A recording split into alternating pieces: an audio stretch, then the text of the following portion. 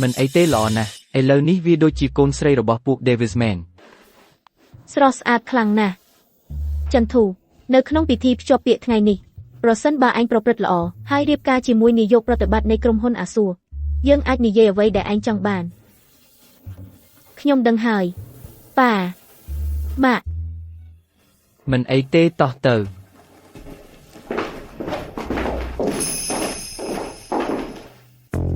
អ្នកចង់ឲ្យខ្ញុំរៀបការជាមួយមនុស្សចម្លែកទាំងស្រុងឬបុរសដែលខ្ញុំមិនដែលជួបសុបិនទៅ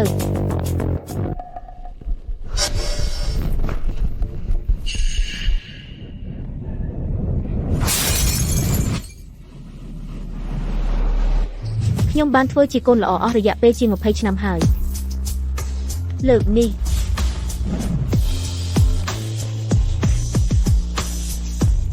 ខ្ញុំនឹងចេញពីទ្រង់នេះជារៀងរហូត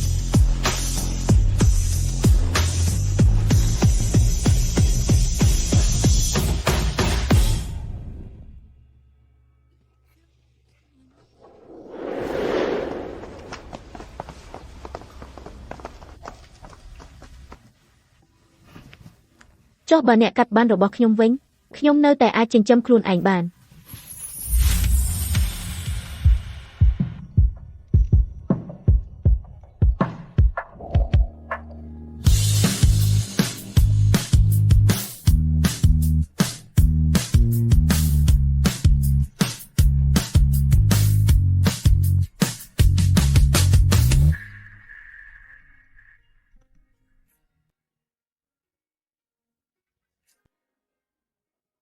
សួស្តីខ្ញុំឈ្មោះចន្ទធូ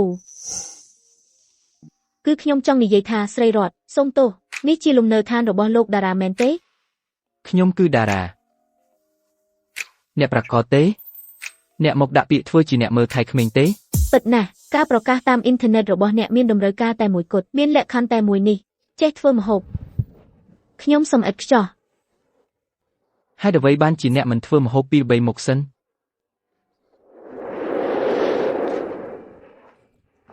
តារាអ្នកត្រូវតែរៀបការជាមួយកញ្ញាចន្ទធូបើមិនដូច្នោះទេម្ដាយរបស់អ្នកខ្ញុំ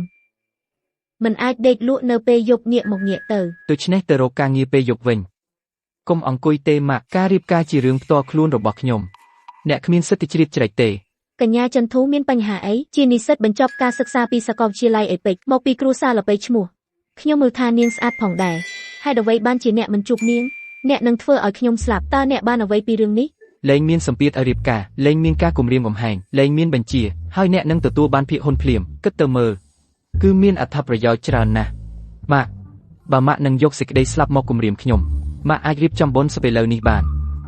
ខ្ញុំនឹងរៀបចំបុណ្យសពម៉ាក់យ៉ាងសមរម្យអ្នកខ្ញុំមិនខ្វល់ទេតារាក្នុងជីវិតនេះអ្នកនឹងរៀបការតែជាមួយកូនស្រីគ្រួសារ Davis ប៉ុណ្ណោះគិតឲ្យបានល្អក្រៅពីនាងខ្ញុំមិនអនុញ្ញាតឲ្យស្ត្រីណាផ្សេងទៀតឈានជើងចូលគ្រួសារ Sterling ឡើយបាទម៉ាក់ដូច្នេះខ្ញុំនឹងរៀបការនៅថ្ងៃស្អែកហើយនាំកូនក្រមុំថ្មីរបស់ខ្ញុំមកប្រាប់ម៉ាក់ថាចាប់ពីពេលនេះទៅកន្លែងនោះមិនអនុញ្ញាតឲ្យយើងចូលទេនាងនឹងគ្មានម្ដាយក្មេកអ្នកណាសួស្ដីមានរឿងអីយល់ព្រមខ្ញុំកំពុងទៅខ្ញុំនឹងសួរអ្នកពេលក្រោយចេញទៅវិញខ្ញុំនឹងរងចាំយើងទាំងពីរនៅក្នុងទូកតែមួយត្រូវបង្ខំឲ្យរៀបការលោកតារារួចរាល់ហើយសូមលោកភ្លក់មើលងាយស្រួលណាស់នៅ Apex ខ្ញុំធ្លាប់រៀនពីមេចុងផលល្បីលើពិភពលោកអស់រយៈពេល2ឆ្នាំពេញ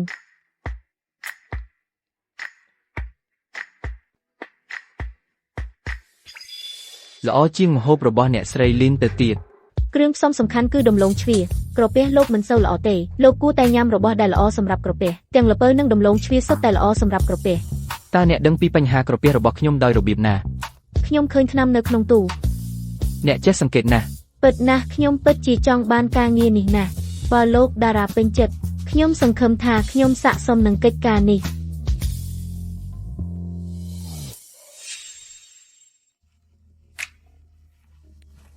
កញ្ញាចន្ទធូប្រហែលជាតើអ្នកនឹងរៀបការជាមួយខ្ញុំទេ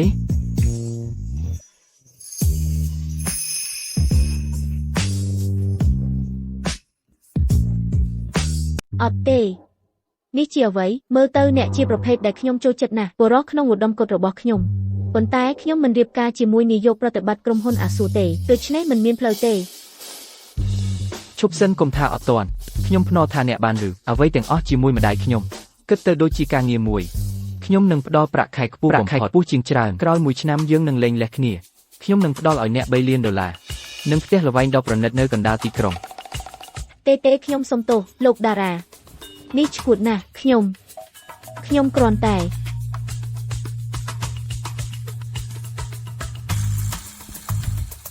សួស្ដីកញ្ញាចន្ទធូយើងបានពិនិត្យការថតវីដេអូសុវត្ថិភាពហើយរកឃើញថាម្សិលមិញអ្នកបានបំបែកខុសមួយនៅសន្តាគាររបស់យើងវាមានតម្លៃ$2 លានយើងត្រូវការឲ្យអ្នកបង់ប្រាក់សម្រាប់វាខុសខ្ញុំហើយចាំមើលអ្នកទើបតែនិយាយអី$2 លានដូច្នេះពេលណាយើងទៅយកលិខិតអាពាហ៍ពិពាហ៍ អ្នកទើបតែថានេះឈួតមែនទេ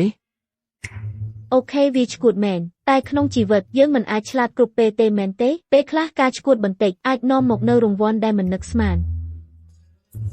ព្រម ប៉ុន្តែខ្ញុំមានតែបានសម្គាល់ខ្លួនប៉ុណ្ណោះ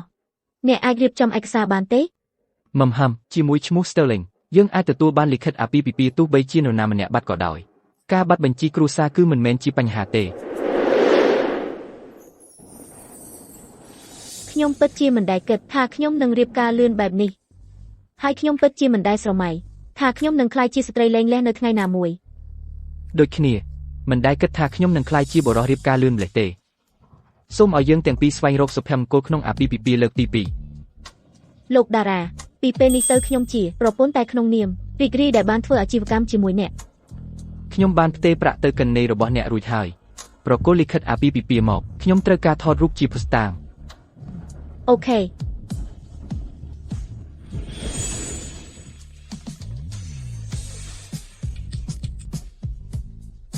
ខ្ញុំរៀបការហើយអាពាហ៍ពិពាហ៍របស់ខ្ញុំជាមួយកូនស្រីគ្រួសារ Davis គួរតែគ្រប់គ្រាន់ដើម្បីបញ្ចប់ការងប់ងល់របស់អ្នកខ្ញុំមិនរៀបការជាមួយកញ្ញាចន្ទធូទេទៅ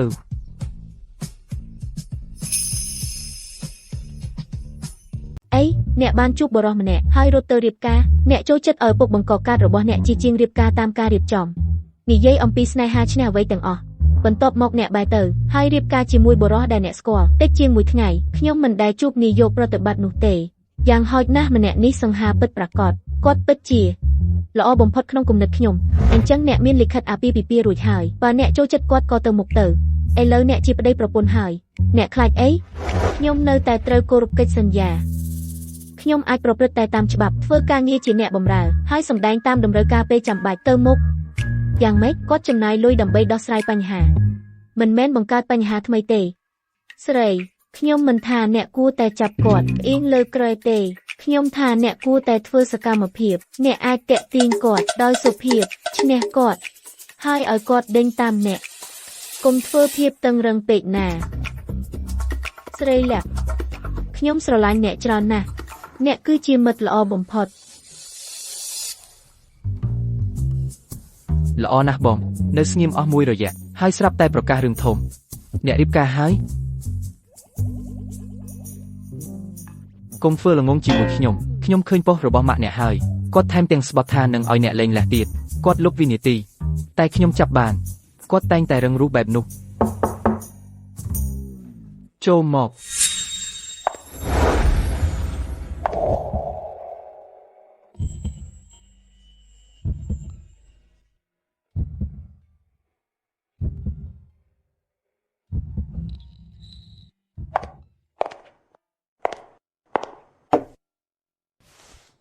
នេះជាទឹកផ្លែឈើស្រស់ដែលខ្ញុំទើបធ្វើ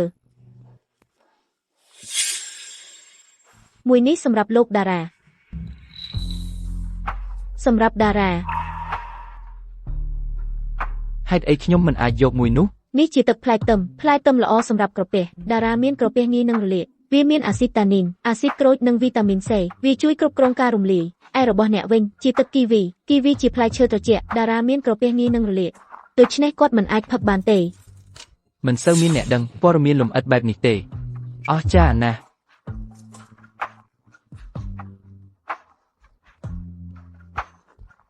អូ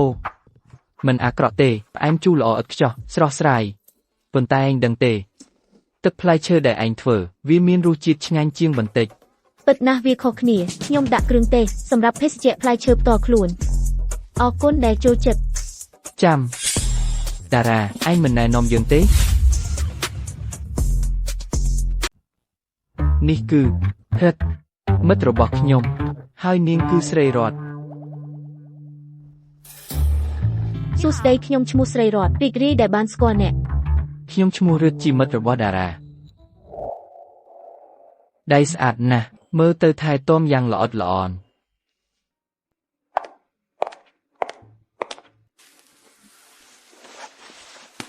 ធ្វើជាផ្លូវការអញ្ចឹងទេមិនប្រាប់ខ្ញុំទេថាអ្នកជាអ្វីនឹងស្រីរតយើងរៀបការតាមកិច្ចសន្យាគ្រាន់តែបានបញ្ជាក់អាពាហ៍ពិពាហ៍ប៉ុណ្ណោះដើម្បីឲ្យម្ដាយខ្ញុំឈប់និយាយឲ្យរៀបអ្វីដែលគេហៅថាអាពាហ៍ពិពាហ៍អាជីវកម្មមិនចម្លែកទេប៉ុន្តែឯងរកបាននារីស្រស់ស្អាតបែបនេះសម្រាប់រៀបការคล้ายៗនាងពិតជាស្អាតគួរឲ្យចាប់អារម្មណ៍ខ្ញុំគិតថាឯងអាចធ្វើវាឲ្យคล้ายជាការពិតបាននាងមកដាក់ពាក្យធ្វើជាអ្នកបម្រើផ្ទះមិនអាចទេអ្នកបម្រើណាមុខស្អាតដូចនេះខ្ញុំប្រាប់ឯងថានាងមករកឯងទេបើនាងជាប់ឯងហើយមិនព្រមចេញទៅវិញនាងមិនធ្វើដូច្នោះទេនាងមិនជាប់ខ្ញុំទេហើយខ្ញុំក៏មិនស្រឡាញ់នាងដែរចាំមើល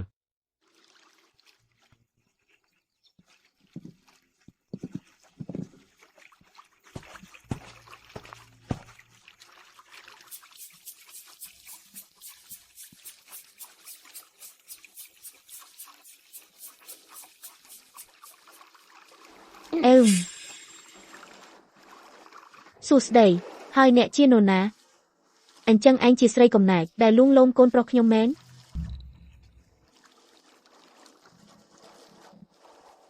អ្នកកំពុងនិយាយថាខ្ញុំស្អាតទេ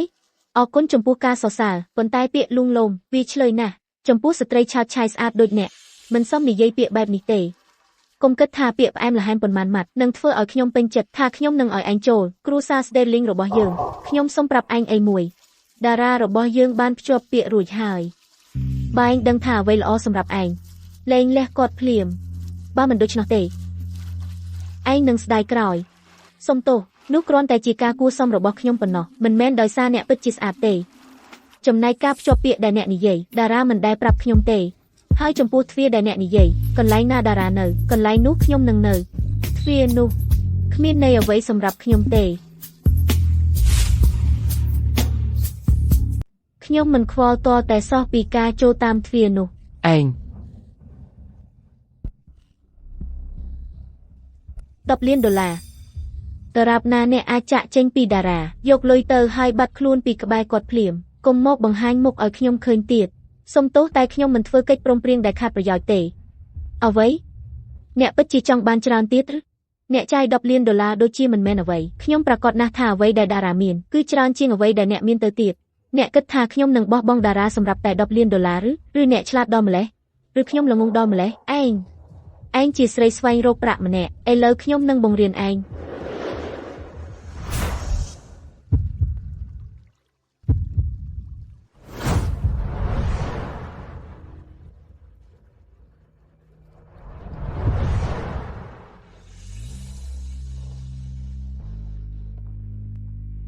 ម៉ាក់អ្នកចង់ធ្វើអីឯងល្អណាស់ដែលអ្នកមកទាន់ពេលបើមិនអញ្ចឹងទេខ្ញុំនឹងត្រូវទល់វិញអញ្ចឹងនេះហើយជាស្រីស្វែងរកប្រាក់ដែលអ្នកប្រញាប់រៀបការនោះមើលនាងទៅមានអ្វីដែលធ្វើឲ្យនាងស័ក្តិសមនឹងគ្រួសារ Sterling គ្មានផ្ទៃខាងក្រោយគ្រួសារអ្វីទេគ្មានទំនាក់ទំនងអ្វីសោះនាងមិនសមនឹងនៅក្បែរអ្នកតតែសោះម៉ាក់បើអ្នកនិយាយបែបនេះទៀតកុំពិបាកមកទីនេះទៀតស្រីរតជាប្រពន្ធរបស់ខ្ញុំមិនមែនជាមនុស្សដែលអ្នកអាចជេរប្រមាថបានទេវាមិនសំខាន់ទេថានាងមានគ្រួសារឬអត់ឬផ្ទៃខាងក្រោយអ្វីក៏ដោយនាងគឺជាអ្នកដែលខ្ញុំជ្រើសរើសឲ្យសមេកានិកមកខ្ញុំនឹងលុបស្នាមម្រាមដៃរបស់អ្នកតារាមើលទៅទន់ភ្លន់ណាស់អ្នកណានឹកស្មានថាគាត់អាចមានអំនួតដូចបរោះពេលខឹងខ្ញុំចាប់ផ្ដើមចូលចិត្តគាត់ហើយតារាអ្នកនិយាយអីអ្នកធ្វើបែបនេះសម្រាប់មនុស្សស្រីដូចនាងឬអ្នកបណ្ដេញម៉ាក់ចេញមែនទេអ្នកបានឬខ្ញុំហើយឲ្យសមកឯងហឹមមនុស្សឥតគុណ នេះពិតជាធ្វើឲ្យខឹងណាស់ហឹមឯងចាំមើល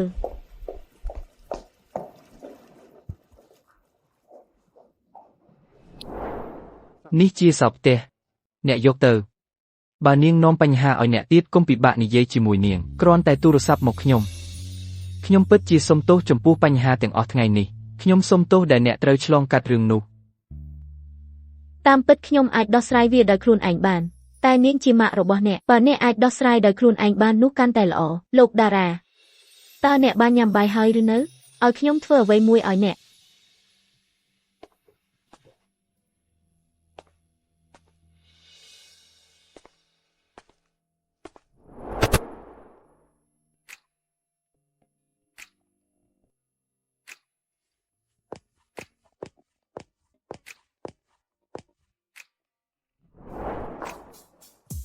អង្គុយចុះ អ្នកចង់ឲ្យខ្ញុំអង្គុយ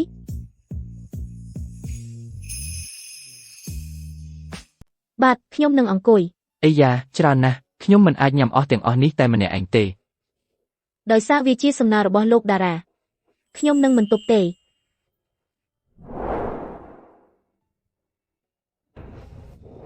អំពីព្រឹកនេះខ្ញុំសុំទោសអ្នកមិនចាំបាច់យកពាក្យម្ដាយខ្ញុំមកដាក់ក្នុងចិត្តទេ មិនចាំបាច់សុំទោសទេលោកតារាលោកឲ្យខ្ញុំថ្លៃឈ្នួលច្រើនខ្ញុំបានយកលុយដូច្នេះខ្ញុំគួរតែទទួលយកអ្វីដែលកើតឡើង នាងដឹងកន្លែងរបស់នាងហើយនាងដឹងព្រំដែនរបស់នាងឈប់ហៅខ្ញុំថាលោកតារាគ្រាន់តែហៅខ្ញុំថាតារាហើយលែងត្រូវការពាក្យគួរសមធ្វើបែបនេះយើងនឹងមិនខុសពាក្យនៅមុខម្ដាយខ្ញុំទេ ល្អឥតខ្ចោះអ្វីដែលខ្ញុំចង់បានការផ្លាស់ប្ដូរចាប់ផ្ដើមពីអ្វីដែលយើងហៅគ្នាអូខេនិយាយពីនេះតារាខ្ញុំចង់ចេញទៅទិញរបស់បន្តិចប៉ុន្តែអ្នកបម្រើប្រាប់ថាមិនមានសេវាឡានក្រុងនៅក្បែរនេះទេតើលោកអាចឲ្យអ្នកបើកឡាននាំខ្ញុំទៅបានទេ បានពីពេលនេះទៅបើអ្នកចង់ចេញទៅគ្រាន់តែប្រាប់អ្នកបើកឡានមិនចាំបាច់សួរខ្ញុំទេ អរគុណ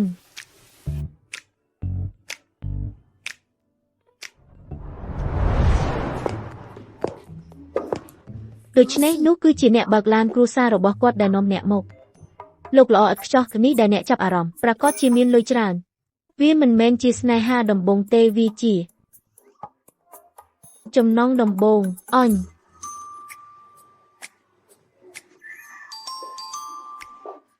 មកចំណងដំបូងមែនទេខ្ញុំធានាបើអ្នកពាក់រ៉ូបមួយក្នុងចំណោមទាំងនេះគ្មានបុរសណាអាចទ្រាំទ្របានទេបើខ្ញុំពាក់អ្វីដែលសិចស៊ីបែបនេះលោកល្អឥតខ្ចោះគឺរបស់ខ្ញុំនឹងបណ្ដេញខ្ញុំក្នុងរយៈពេល2ថ្ងៃច្បាស់ពេក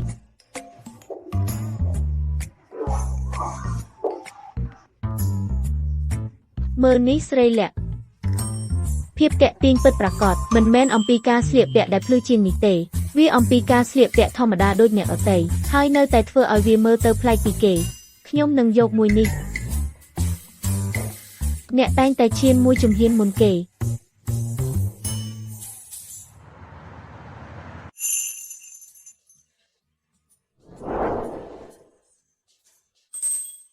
ឈុតនេះសាមញ្ញឆើតឆាយនិងមិនបាច់ប្រឹងលើពីនេះវាបង្ហាញពីចំណុចល្អបំផុតរបស់ខ្ញុំតារាខ្ញុំមិនជឿថាអ្នកអាចទប់ទល់នឹងខ្ញុំបានទេ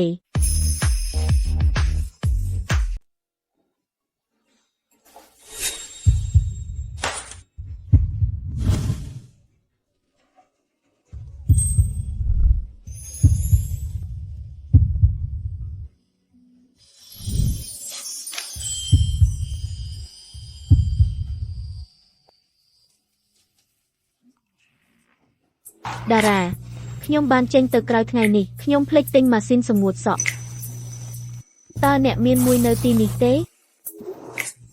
មានមួយនៅក្នុងបន្ទប់ខ្ញុំនឹងយកវាមកឲ្យអ្នក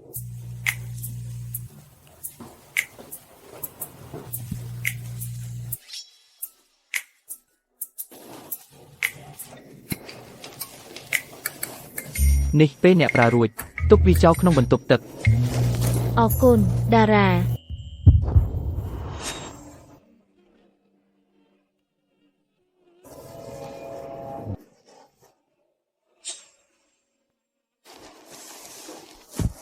ខ្ញុំមិនអាចឈប់សម្លឹងមើលនាងនាងប្រហែលជាកត់សម្គាល់ឃើញពេលខ្ញុំហុចម៉ាស៊ីនសម្ងួតសក់ឲ្យនាងបិទទូអោដោយសភាពគិតព្រះឲ្យខ្ញុំពិតជាល្ងីល្ងើណាស់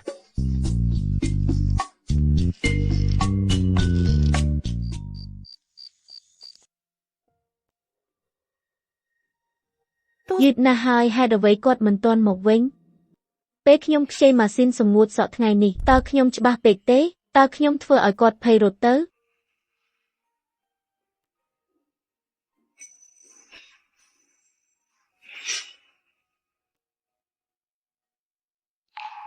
តាមតវិជាទោះគាត់មិនមកវិញក៏គាត់គួរតែប្រាប់ខ្ញុំមែនទេលើកលែងតែមានរឿងអ្វីកើតឡើងបោះបង់ចោលគាត់ជាមនុស្សពេញវ័យហើយគាត់នឹងមិនមានបញ្ហាទេប្រហែលជាការប្រជុំរបស់គាត់ទើបតែយឺតគ្រប់គ្រាន់ហើយ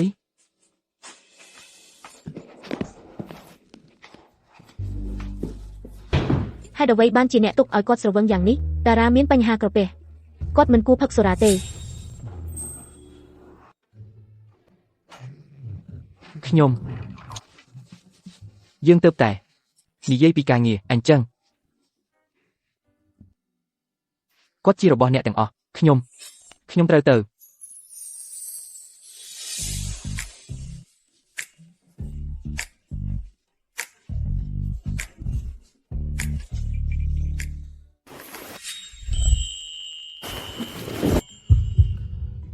តារាក្រោកឡើងអ្នកធ្ងន់ណាស់ខ្ញុំមិនអាចរំកើបានទេ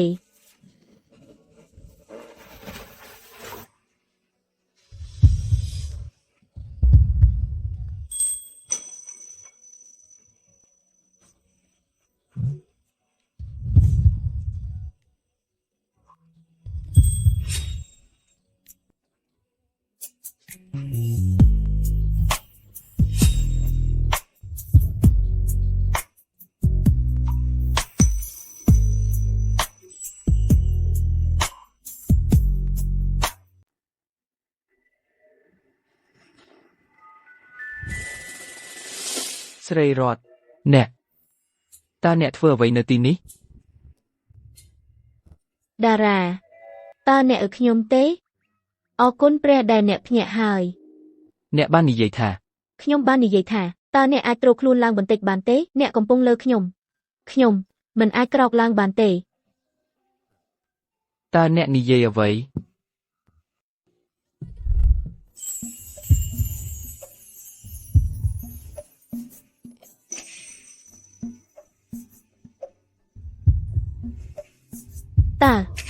តារាទើបតែថាខ្ញុំមែនទេវាជាឧបត្តិហេតុតែវាមិនអាក្រក់ទេ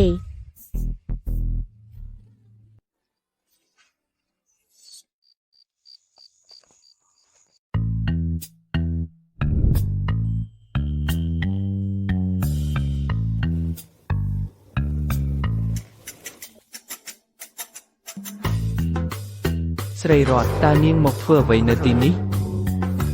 ស្រីរតភ្ញាក់ឡើង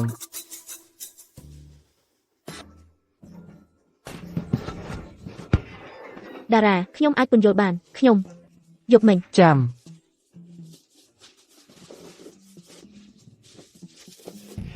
អ្នកមុនពាក់អាវរបស់អ្នកសិនគាត់ស្លូតណាស់គ្រាន់តែស្មាអាក្រាតហើយគាត់ខ្មាស់គេហើយខ្ញុំអាចពន្យល់បានអ្នកស្រវឹងយប់មិញឬធីសុំឲ្យខ្ញុំនាំអ្នកត្រឡប់ទៅបន្ទប់វិញពេលយើងមកដល់អ្នកក៏ដួលបន្ទាប់មកអ្នកជិតខ្ញុំចុះខ្ញុំមិនខ្លាំងដូចអ្នកទេខ្ញុំមិនអាចរើកន្លែងណាទេដូច្នេះខ្ញុំដោយចៃដន្យដេកលក់ទៅដូច្នេះវាមិនមែនដោយចិត្តណាទេអូសុំទោសទើបតែខ្ញុំប្រហើនគាត់ជឿហើយនាងប្រកាសជាខ្លាចខ្ញុំយល់ច្រឡំអរគុណដែលនាំខ្ញុំត្រឡប់មកវិញ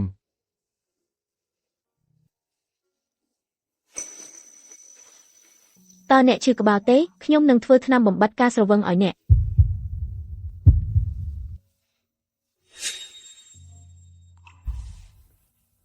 ទើបតែម៉ោង 4 បន្តិចទេកុំបារម្ភអ្នកគួរត្រឡប់ទៅបន្ទប់សម្រាកវិញ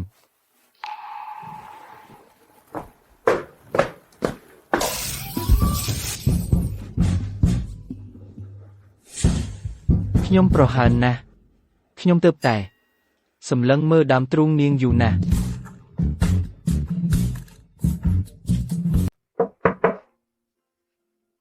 មានរឿងអីខ្ញុំធ្វើថ្នាំបំបត្តិការស្រវឹងឲ្យអ្នកគួរតែផឹកខ្លះបើមិនអញ្ចឹងទេឈឺក្បាលអ្នកនឹងកាន់តែធ្ងន់ធ្ងរចាំបន្តិចខ្ញុំទៅបើកទ្វារភ្លាម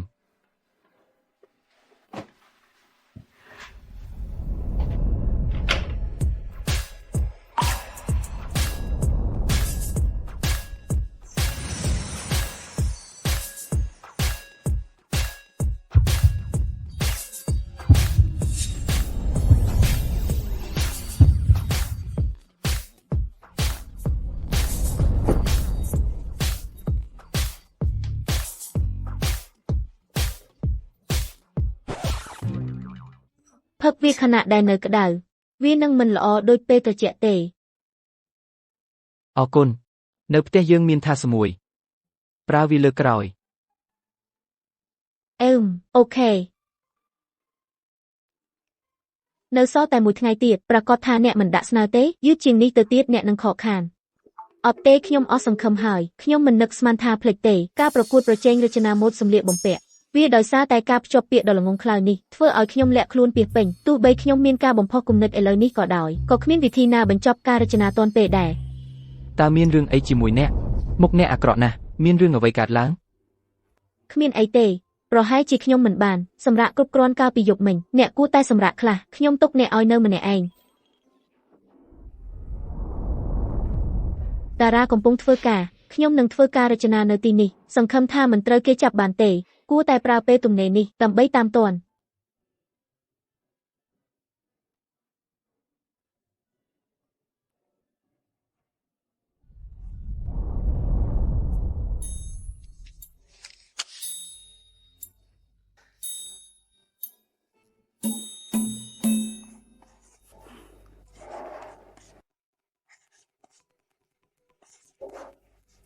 អូ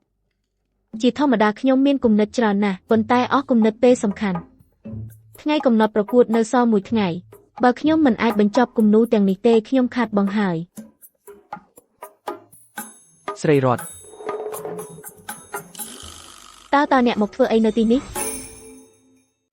ខ្ញុំភ្លេចកិច្ចសន្យាទើបតែមកយកវិញសុំទោសដែលរំខានទេខ្ញុំគ្រាន់តែលេងកុំគិតខុសវាសម្រាប់ការប្រកួតពានរង្វាន់រស្មី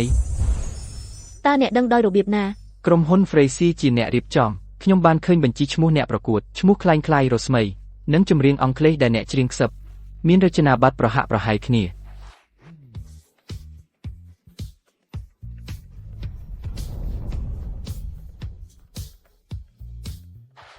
អ្នកពិតជាឆ្លាតណាស់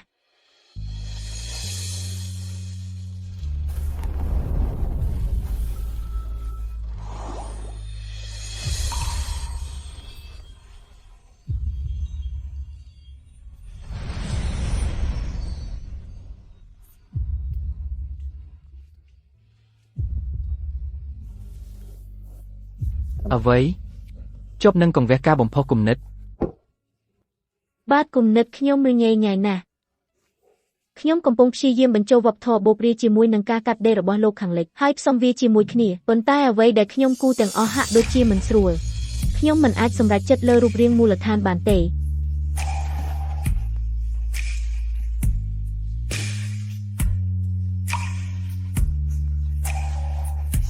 មើលពន្លឺថ្ងៃនេះវាបាច់ផ្កានីមួយដោយស្មើភាព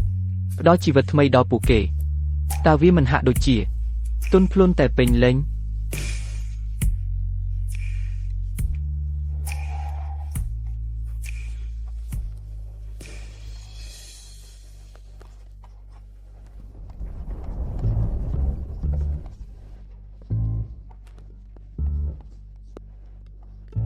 តារា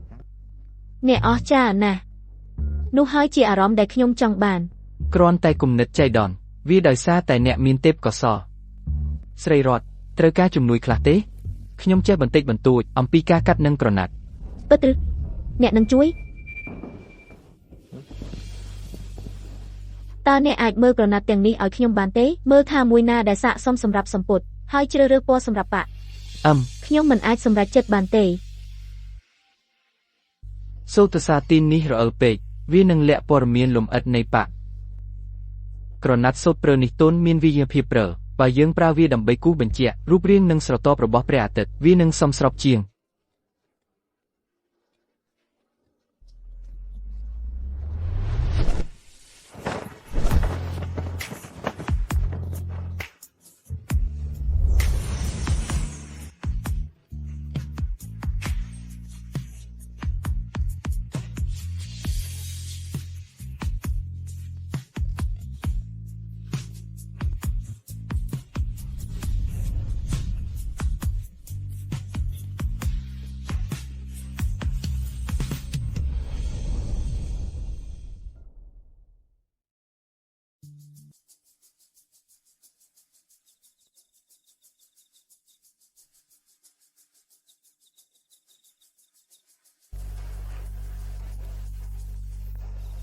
តារាតើអ្នកមិនចង់ដឹងទេពីរបៀបដែលមនុស្សដូចខ្ញុំជាអ្នកបម្រើដឹងអំពីការរចនាហើយកំពុងចូលរួមការប្រកួតរចនាដែលមានជំនាញបែបនេះ អ្នកមានការស្វែងរកនិងអាចកំបាំងផ្ទាល់ខ្លួនខ្ញុំគោរពការសម្រេចចិត្តរបស់អ្នកដូចដែលអ្នកកំពុងជួយខ្ញុំដោះស្រាយសម្ពាធពីម្ដាយខ្ញុំអំពីការរៀបការប៉ុន្តែមិនថាអត្តសញ្ញាណរបស់អ្នកឬអតីតកាលរបស់អ្នកពឹងផ្អែកលើជំនាញផ្ទាល់ខ្លួនដើម្បីធ្វើអ្វីឲ្យសម្រេចនោះជាអ្វីដែលខ្ញុំកោតសរសើរ គ្មានអ្វីដែលគួរឲ្យកោតសរសើរទេយើងគ្រាន់តែជួយគ្នាទៅវិញទៅមកការរៀបចំទៅវិញទៅមកតែប៉ុណ្ណោះ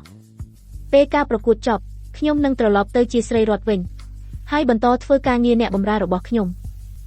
កុំបារម្ភខ្ញុំនឹងមិនហួសដែនកំណត់ឡើយ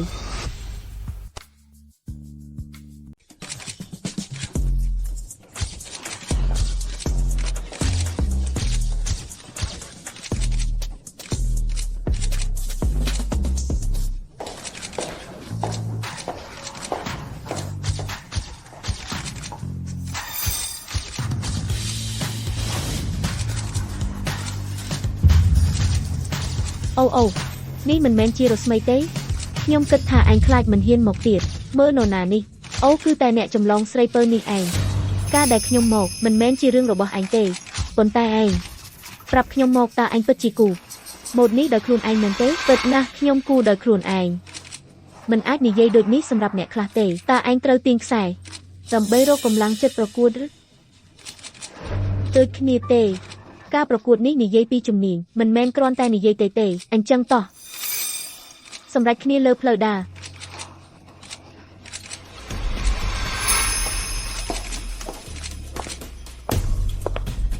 ចន្ទធូលើកនេះខ្ញុំមិនមែនគ្រាន់តែឈ្នះជើងឯកទេខ្ញុំនឹងបំផ្លាញកេរ្តិ៍ឈ្មោះរបស់ឯងនឹងលែងមានមុខមាត់ក្នុងឧស្សាហកម្មនេះទៀត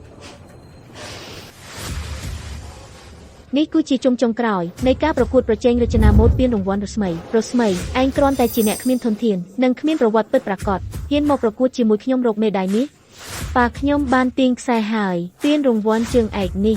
គឺជារបស់ខ្ញុំចាំមើលថាប៉ាឯងទាញបានល្អប៉ុណ្ណាឯងនឹងចាញ់អ្នកចាញ់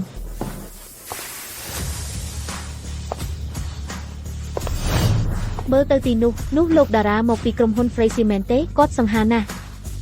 ពិតជាតារាមែនបុរសឋានៈដូចគាត់មកចូលរួមការប្រកួតបែបនេះឬឥ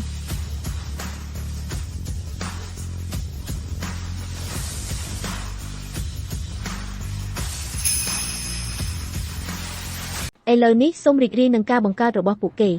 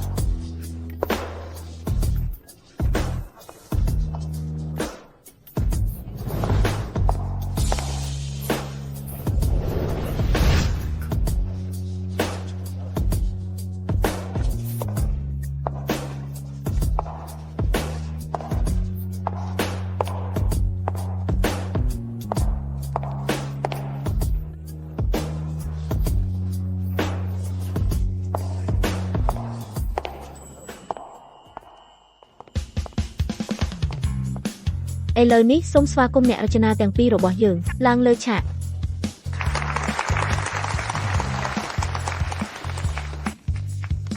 Vòi, ការរចនារបស់រស្មីនៅទីនេះពិតជាស្រស់ស្អាតគួរឲ្យភ្ញាក់ផ្អើល វាមានភាពពិតជាអស្ចារ្យនេះហើយជាការរចនាពិតប្រាកដ រស្មីជាមនុស្សពូកែពួកគេមិនស្ថិតនៅក្នុងកម្រិតតែមួយទេ តើសំឡេងអ្វីទាំងអស់នេះនៅក្នុងម៉ូដអ្វីដែលសំខាន់គឺតម្លៃពាណិជ្ជកម្មនិងវត្តមានបំណែកទី1គឺអស្ចារ្យនិងធំធេងបំណែកទី2គឺស្រអាប់និងគួរឲ្យធន់វាមិនសមនឹងនៅលើឆាកនេះទេពិតប្រាកដណាស់ធម្មតានិងគួរឲ្យធន់គ្មានការប្រកួតប្រជែងអ្វីទាំងអស់ពិន្ទុទាបចប់ប៉ុន្តែការប៉ាក់គឺឆ្ងាញ់ពិសេសក្រណាត់មានគុណភាពខ្ពស់គំនិតនិងសិប្បកម្មរបស់វាពិតជាកម្រណាស់ខ្ញុំជាអ្នកសម្រេចចុងក្រោយលើលទ្ធផលវិនិច្ឆ័យមិនត្រឹមតែប៉ុណ្ណោះទេសម្លៀកបំពាក់នោះរបស់នាងមិនមែននាងជាអ្នករចនាទេវាត្រូវបានលួចចម្លងពីការរចនាចាស់របស់អ្នករចនាបរទេស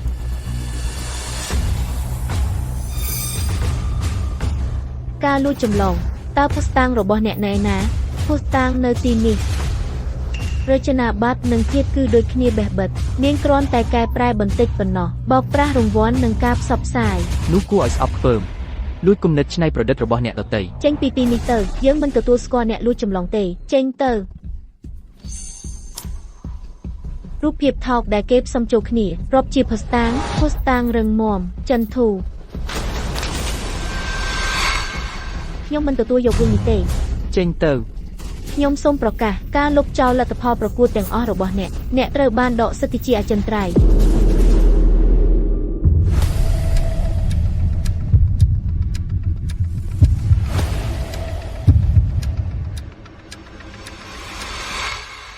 ខ្ញុំអាចបញ្ជាក់បានគំនូរព្រាងការរចនាទាំងនេះត្រូវបានគូរដោយនាងដោយដាច់សរសៃរហូតដល់យប់ជ្រៅយប់មិញខ្ញុំបានមើលនាងធ្វើការតាមរាល់សេចក្តីព្រាងពីដើមដល់ចប់នាងធ្វើការរហូតដល់ម៉ោង 11 យប់ការប៉ាក់នៅលើស្នាដៃនេះត្រូវបានបំផុសគំនិតដោយធម្មជាតិនិងពន្លឺដែលនាងមើលឃើញចំណែករចនាសម្ព័ន្ធសម្ពុតយើងបានយកការបំផុសគំនិតពីផ្កាទឹមនៅក្នុងទីធ្លារាល់ថ្ងៃនិងបន្ទាត់ទាំងអស់ខ្ញុំនៅទីនោះជាមួយនាងចំណែកតារាងប្រៀបធៀបដែលគេថានោះលំនាំខុសហើយព័ត៌មានលម្អិតមិនច្បាស់ពេលវេលាមិនត្រូវគ្នាវាជារបស់คล้ายៗដែលគេចេតនាផ្សំគុំឡើងហើយអ្នកទីចែកក្រមមិនបានពិនិត្យការពិតសោះហើយគ្រាន់តែយកពាក្យម្ខាងមកជឿតើនេះជាការខ្វះវិជ្ជាជីវៈឬអ្នកត្រូវបានសំណូកដើម្បីដាក់អន្ទាក់នាង នេះជាការកុហកអ្នកនិយាយបែបនេះដើម្បីការពារនាងទេ ខ្ញុំជាអ្នករៀបចំការប្រកួតនេះតារា Sterling ប្រធានក្រុមហ៊ុន Fraser រាល់ពាក្យដែលខ្ញុំនិយាយមានការចងជាប់ពាក្យតាមផ្លូវច្បាប់លោកតារាលុយណាស់តែឈរការពារនាងដូចនេះ រស្មីឈ្នះសប្បាយចិត្តណាស់ស្រីពៅនិងចៅក្រមពុករលួយនោះគួរតែចាក់ចេញពីនេះទៅរស្មីអ្នកមិនគិតថានាងអាចជាប្រពន្ធលោកតារាអីចឹងទេ មិនអីទេខ្ញុំនៅទីនេះ ឃើញទេអ្វីដែលតាក់ទាញបំផុតលើបុរសគឺសមត្ថភាពរបស់គាត់ក្នុងការដោះស្រាយបញ្ហា អីមានរឿងអី គ្មានអីទេខ្ញុំគ្រាន់តែគិតថានាឡិការបស់អ្នករំលឹកខ្ញុំពីនាឡិកាមិត្តម្នាក់ល្អហើយដែលគាត់មិនបានកត់សម្គាល់ថាខ្ញុំចង់ស្រឡាញ់គាត់ មិត្តដោយវិនិច្ឆ័យពីរបៀបដែលនាងមើលគាត់ពីមុនវាប្រកាសជាអតីតមិត្តប្រុស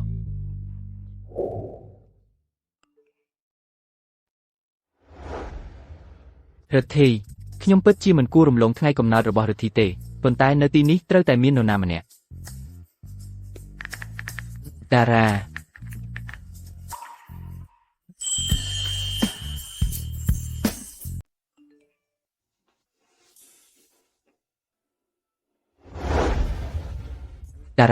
តើយប់នេះទំនេរទេចង់ទៅលេងជាមួយខ្ញុំទៅពិធីជប់លៀងទេ តារាគ្រាន់តែជាពិធីជប់លៀងយប់នេះទេនេះមិនមែនជាឱកាសរបស់ខ្ញុំទេចាំតើវាមិនធ្វើឲ្យខ្ញុំមើលទៅចេះឈួលពេកទេ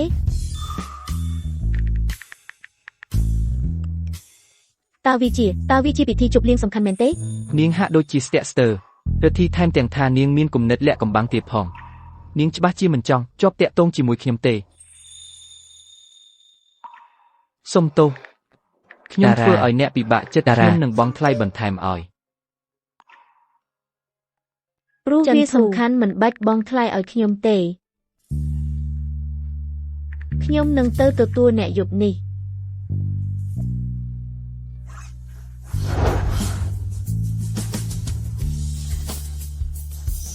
ស្រីយករ៉ូបស្អាតរបស់អូនមកឥឡូវនេះពិសិដ្ឋស្រីរត់នៅណានាងប្រហែលជានៅជាន់លើមែនទេត្រឡប់មកវិញហើយខ្ញុំទៅតែតុបតែងខ្លួនចប់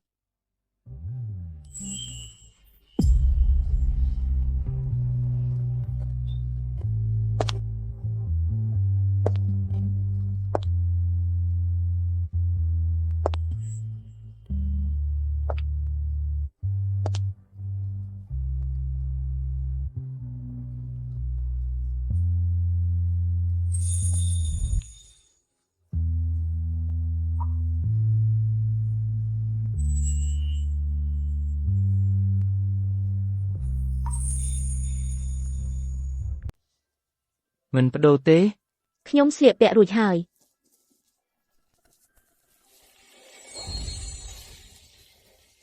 អញ្ចឹងមើលទៅដូចម្ដេចខ្ញុំមើលថាអ្នកទៅជប់លៀងដូច្នេះខ្ញុំព្យាយាមស្លៀកពាក់ឲ្យស្អាតដើម្បីកុំឲ្យអ្នកខ្មាស់គេអ្នកមើលទៅអស្ចារ្យណាស់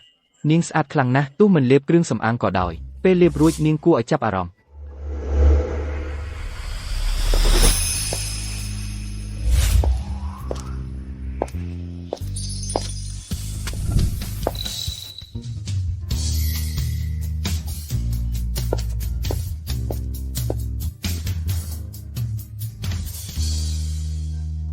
ខ្ញុំទើបនឹងហៅទូរស័ព្ទសួរថាអ្នកនៅណាចន្ទធូហេអូយឥឡូវខ្ញុំយល់ហើយអញ្ចឹងនេះហើយជាស្នាមញឹមដល់ស្លាប់មនុស្សតោះចូលទៅខាងក្នុងអូត្រូវហើយអូខេតោះទៅបងប្អូនមើលអ្នកណាមកហើយ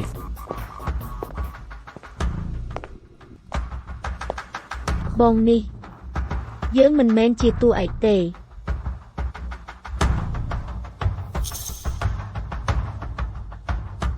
អញ្ចឹងនេះហើយជាប្រពន្ធដែលតារារៀបការភ្លាម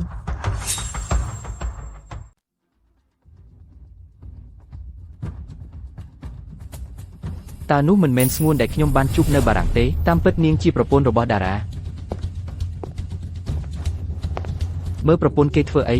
ប្រយ័ត្នណាបើមិនដូច្នោះទេតារានឹងកាត់ក្បាលអ្នក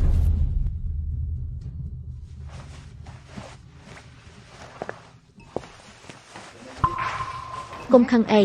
ប្រហែលជានាងគ្រាន់តែជាមនុស្សមិនស្គាល់អ្នកណាមកពីភូមិតូច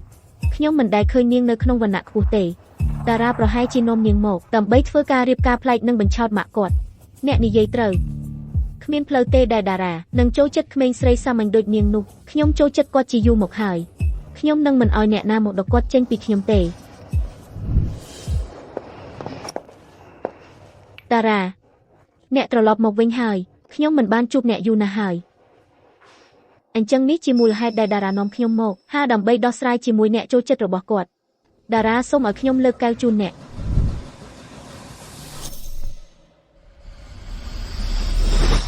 ណែសំឡាញ់តារាមានបញ្ហាក្រពះគាត់មិនអាចផឹកស្រាបានទេតារាខ្ញុំសុំទោសខ្ញុំមិនដឹងថាអ្នកមានបញ្ហាក្រពះទេស្រីមុំនឹងមិនឲ្យអ្នកប៉ះស្រាមួយដំណក់ទៀតទេអរគុណអញ្ចឹងសូមឲ្យខ្ញុំជូនអ្នកទាំងអស់គ្នានៅបទចម្រៀងមួយដើម្បីចាប់ផ្ដើមពិធីជប់លៀងឲ្យសប្បាយសំឡេងខ្ញុំត្រូវបានគេស្គាល់ថាជាសំឡេងផ្អែមល្ហែមបំផុតក្នុងរង្វង់របស់យើងថ្ងៃនេះខ្ញុំនឹងធ្វើឲ្យអ្នកមានអារម្មណ៍អាម៉ាស់ខ្លួនឯងអញ្ចឹងឲ្យខ្ញុំច្រៀងបទមួយឲ្យអ្នកទាំងអស់គ្នាស្ដាប់ដើម្បីឲ្យកាន់តែសប្បាយ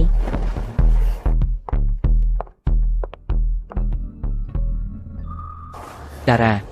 ចង់លេងប៊ីយ៉ាទេម្សិលមិញអ្នកយកឡានខ្ញុំទៅយប់នេះខ្ញុំនឹងយកមកវិញខ្ញុំនឹងទៅលេងជាមួយពួកគេចង់ចូលរួមទេអត់ទេខ្ញុំនឹងលេងហ្គេមនៅលើទូរស័ព្ទ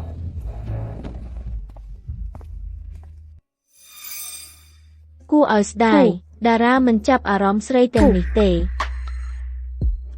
មានគេកំពុងសម្លឹងមើលមនុស្សរបស់ឯងស្ងួននោះធ្វើធម្មតាតារាប្រុសកុំព្យាយាមកុហកយើងទៀតអីឯងពិតជាមានចិត្តជាមួយនាងមែនទេ យើងមិនដែលដឹងថាឯងមានមិត្តស្រីទេហេតុអីស្រាប់តែរៀបការភ្លាមមែនទេ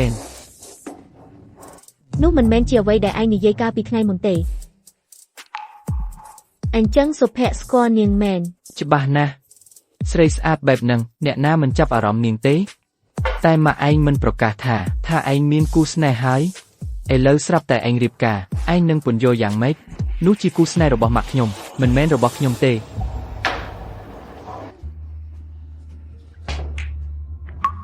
តារាខ្ញុំនឹងធ្វើឲ្យឯងឃើញថានារីណាល្អបំផុតស្រីរតខ្ញុំបានជ្រើសបទមួយសម្រាប់ឯងបទចម្រៀងប៉ុបបារាំងដែលពេញនិយមខ្លាំងហេតុអីឯងមិនច្រៀងឲ្យយើងស្ដាប់គឺខ្ញុំចង់និយាយថាតារាច្រៀងពីរោះណាស់ក្នុងនាមជាប្រពន្ធរបស់គាត់ឯងគួរតែអាចតាមទាន់នាងគ្រាន់តែចង់ធ្វើឲ្យខ្ញុំអាម៉ាស់មិនអីទេខ្ញុំនឹងច្រៀងមួយ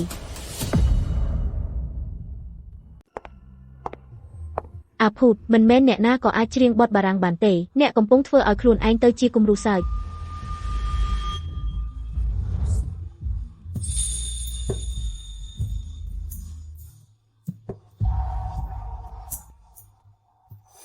អ្នកច្រៀងដើមនៅលើឆាកនៅឡើយចាំបន្តិចហ៊ុនកោនោះហើយជាអ្នកច្រៀងដើមទេអង្គរមិនមែនអ្នកច្រៀងដើមទេការបញ្ចេញសំឡេងបារាំងរបស់នាងគឺត្រឹមត្រូវណាស់នាងថែមទាំងស្ដាប់ទៅល្អជាងអ្នកច្រៀងដើមទៀត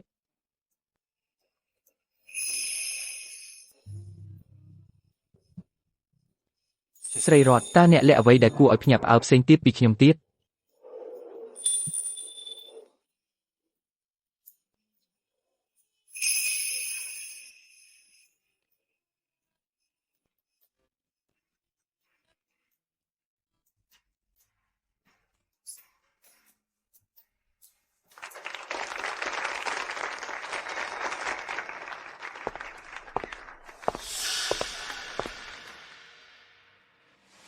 អញ្ចឹងហើយបានជាអ្នកចង់ឲ្យខ្ញុំច្រៀងបទនេះអ្នកគ្រាន់តែចង់ធ្វើឲ្យខ្ញុំមើលទៅអាក្រក់ខណៈពេលដែលធ្វើឲ្យខ្លួនឯងមើលទៅល្អមិនអីទេយើងទាំងពីរជាស្រីដូចគ្នាមិនចាំបាច់ធ្វើឲ្យអ្នកអាម៉ាស់ច្រើនពេកទេអន្តែច្រៀងបទដែលតាមក្រោយនាងនោះនឹងធ្វើឲ្យអាម៉ាស់មុខខ្លាំងណាស់ខ្ញុំត្រូវតែបញ្ឈប់រឿងនេះឥឡូវនេះចំពោះហ្គេមតូចតាចនិងក្មេងខ្ចីរបស់អ្នកខ្ញុំនឹងរំលងវាលើកនេះឈប់ធ្វើជាអ្នកបរិសុទ្ធទៀតទៅព្រះដឹងថាអ្នកកំពុងរៀបចំអ្វីពិតប្រាកដអ្នកប្រកាសជាបានប្រើល្បិចថោកទាបទាំងនោះនេះជាវិធីដែលអ្នកចាប់តារាមិនអីទេខ្ញុំនឹងមិនបន្ទោសអ្នកទេខ្ញុំជាអ្នកធ្វើឲ្យអ្នកខឹងទីបំផុតឈប់ធ្វើពុតទៀតទៅអ្នកណាឲ្យអ្នកសិទ្ធិចង្អុលទៅប្រពន្ធខ្ញុំតារាមិនក៏ឯងធ្វើបែបនេះដាក់ខ្ញុំព្រោះតែនាងស្រីនេះ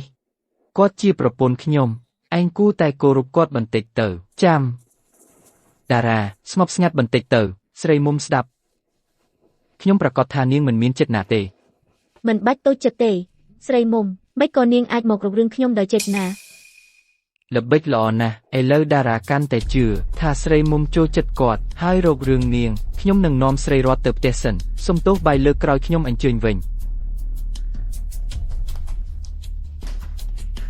គេរៀបការគ្នាហើយទោះឯងចូលចិត្តគាត់ប៉ុណ្ណាក៏ដោយក៏ត្រូវតែបោះបង់ចោលដែរឯងគ្រាន់តែធ្វើឲ្យខ្លួនឯងអាម៉ាស់ទៅវិញទេខ្ញុំប្រឹងរៀនខំប្រព្រឹត្តល្អតាំងពីតូចដើម្បីឲ្យបានឈរក្បែរគាត់ហេតុអ្វីគាត់ត្រូវចូលចិត្តអ្នកផ្សេងមិនមែនអញ្ចឹងទេគឺខ្ញុំចង់និយាយថានាងកំពុងលួចប្តីគេមិនក៏នាងហ៊ានធ្វើអញ្ចឹងទៅស្រីមុំជាកូនមិត្តស្លាប់ឪពុកខ្ញុំនាងធំឡើងនៅផ្ទះស្ទើលីងខ្ញុំដូចជាបងប្រុសរបស់នាងអីចឹងតែមើលទៅនាងមិនចាត់ទុកឯងជាបងទេបាទនឹងហើយជាមូលហេតុដែលខ្ញុំនាំឯងមកថ្ងៃនេះយល់ហើយថ្ងៃនេះមិនអាក្រក់ទេមែនទេអូចាមឯងស្គាល់សុភ័ក្រទេសុភ័ក្រអីអត់ទេមិនក៏ឯងទៅតែណែនាំខ្ញុំឲ្យស្គាល់គាត់ថ្ងៃនេះសួរលេងទេថ្ងៃស្អែកប្រហែលជាត្រូវការឯងទៅជាមួយខ្ញុំទៅជួបយាយខ្ញុំយាយក៏ដឹងថាយើងរៀបការគ្នាដែរបាទគ្មានបញ្ហាទេ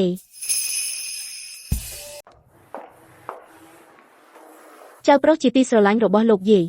តារាគួរតែមកដល់ផ្ទះណាមួយនាទីនេះជាមួយប្រពន្ធរបស់គាត់មែនទេលោកយាយកំពុងតែរំភើបណាស់ឥឡូវកុំប្រញាប់អ្នកនឹងធ្វើឲ្យលោកយាយភ័យអូ ត្រូវហើយអ្នកនិយាយត្រូវខ្ញុំពិតជាមិនគួរមើលទៅភ័យពេកទេបើមិនដូច្នេះទេខ្ញុំនឹងធ្វើឲ្យប្រពន្ធរបស់ចៅប្រុសខ្ញុំភ័យនោះនឹងអាក្រក់ណាស់អ្នកប្រញាប់រៀបចំបន្ទប់ បាទ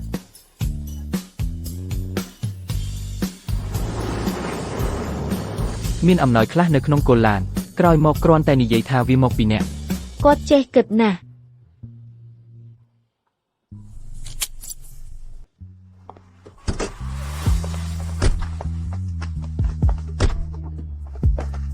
នេះច្បាស់ជាស្រីរតមែនទេទីបំផុតខ្ញុំបានរងចាំអ្នកយូរហើយអ្នកចំណាយពេលយូរណាស់មកជួបលោកយាយរបស់អ្នកលោកយាយកុំបន្ទោសស្រីរតពិតណាស់មិនបន្ទោសខ្ញុំមិនបន្ទោសអ្នកតតែសោះលោកយាយចូលចិត្តអ្នកខ្លាំងពេកមិនអាចបន្ទោសអ្នកបានទេតើខ្ញុំអាចបន្ទោសអ្នកដូចម្តេចកើតតារាស្រីរតទីបំផុតអ្នកបានមកហើយស្រីរតវាជាកំហុសរបស់ខ្ញុំទាំងអស់ម្សិលមិញខ្ញុំខុសដែលបានបន្ទោសអ្នកនឹងមិនបន្ទោសខ្ញុំទេមែនទេស្រីរតតើខ្ញុំអាចបន្ទោសបានដូចម្តេចអញ្ចឹងអ្នកគឺដូចជាបងស្រីរបស់តារា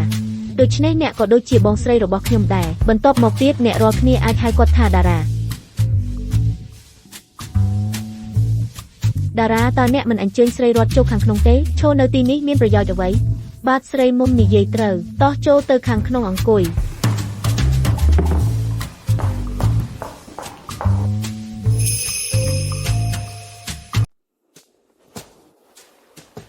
តារាពិតជាយកចិត្តទុកដាក់ណាស់គាត់យកអ្វីដែលយើងចូលចិត្តមកទាំងអស់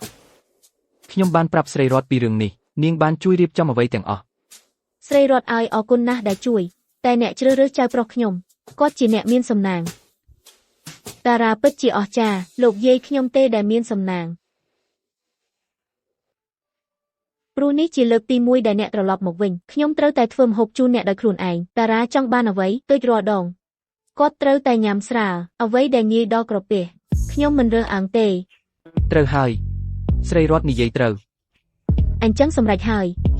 ស្រីមុំធ្វើអ្វីដែលសាមញ្ញបន្តិចកុំហត់ពេកអូខេខ្ញុំនឹងធ្វើភ្លាមតារាហេតុអ្វីមិននាំស្រីរតមើលផ្ទះអ្នកនឹងមកលេងញឹកញាប់ណាស់ អូខេ លោកយាយអញ្ចឹងយើងទៅសិនទៅចុះ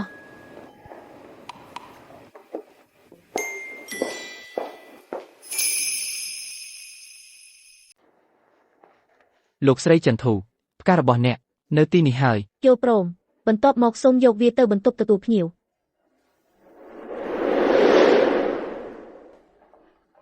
ស្រីមុំថ្ងៃនេះខ្ញុំធ្វើមិនចេះត្រូវការតែងការនេះសោះវាគ្មានព្រលឹងទេបង្ហាញខ្ញុំមើលលោកយាយខ្ញុំត្រូវធ្វើម្ហូបហើយហេតុអ្វីមិនសួរស្រីរតចូលព្រមចម្រៀងបារាំងមួយបទបញ្ជាក់អ្វីសិល្បៈរៀបការគឺជាសិល្បៈសម្រាប់វណ្ណៈខ្ពស់មិនមែនគ្រប់គ្នាយល់ទេ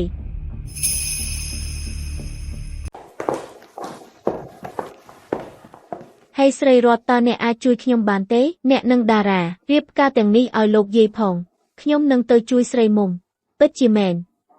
មានតែការរៀបការដែលនាំមនុស្សឲ្យស្និទ្ធស្នាលជាមួយគ្នា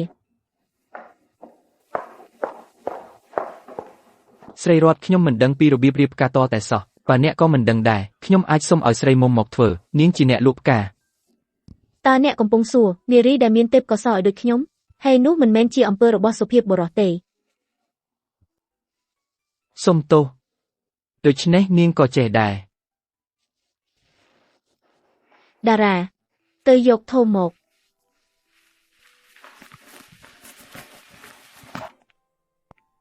នាងមិនមែនគ្រាន់តែដោតចូលហើយចប់ទេប៉ុន្តែវាល្អជាងទៅទៀតនោះមានន័យថាខ្ញុំនឹងបង្រៀនស្រីរតនៅចំពោះមុខតារាផ្ទាល់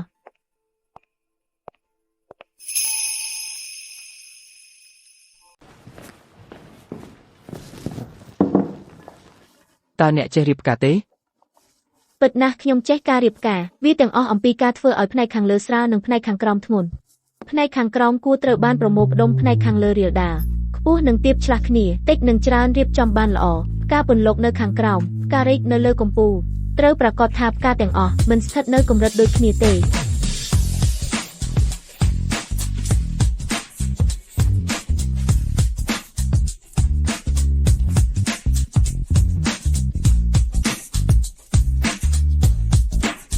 អ្នកពិតជាចេះមែន អញ្ចឹងខ្ញុំចាត់ទុកថានេះជាការសរសើរស្រីរតតើលោកយាយទៅតែរកអ្នកទេដើម្បីជួយនាងរៀបការអូលោកយាយនាងដឹងថាអ្នកមិនចេះសំបីតែរឿងតូចតាចអំពីការរៀបការតើនាងមិនមែនគ្រាន់តែធ្វើឲ្យរឿងពិបាកសម្រាប់អ្នកទេ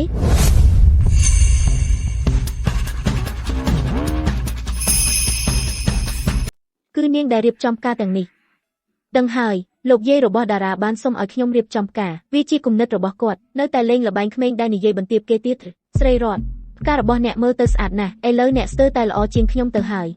ការឲ្យលោកយាយរកឃើញអ្នកពិតជាការសម្រេចចិត្តត្រឹមត្រូវកញ្ញាស្រីពៅខ្ញុំមានមោទនភាពណាស់តារាសូមអញ្ជើញខ្ញុំក៏មកធ្វើម្ហូបណាស់ដូច្នេះសូមរីករាយយកព្រមម្ហូបរបស់ស្រីមុំពិតជាឆ្ងាញ់ណាស់តារាសូមដាក់ឲ្យស្រីរតផងញ៉ាំបន្តិចទៀតស្រីរតតារាអាចធុញបន្តិចគាត់មិនសូវនិយាយទេខ្ញុំសង្ឃឹមថាអ្នកអាចទ្រាំជាមួយគាត់បានគាត់អស្ចារ្យណាស់តាមពិតគាត់និយាយច្រើនណាស់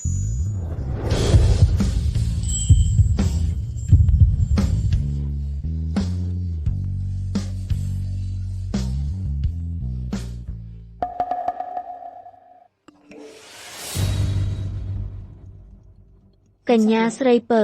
ប្រវត្តិការសិក្សារបស់ស្រីរតមិនអាចរកឃើញទេតើការសិក្សារបស់នាងខ្សោយខ្លាំងមែនទេរហូតដល់គ្មានកំណត់ត្រាទេ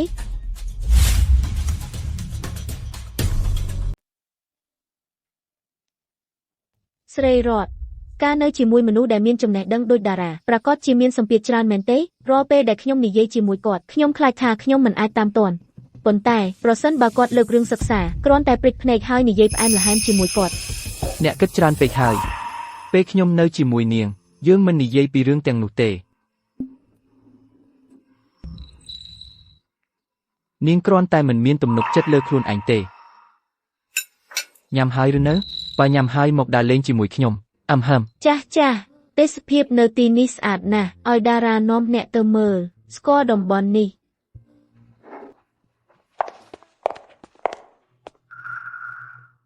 លោកយាយការសិក្សារបស់ស្រីរតមើលទៅមិនសូវល្អទេ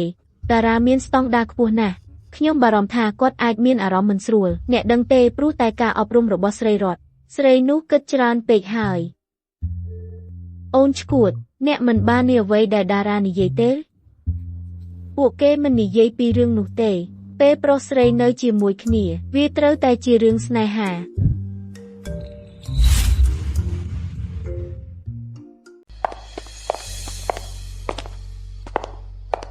ស្រីរត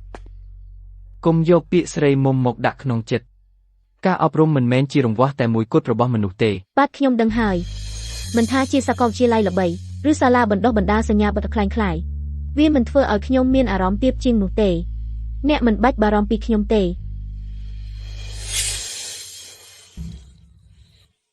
អ្នកអ្វីមួយទេវាដូចជាកូនឆ្កែមួយហេមើល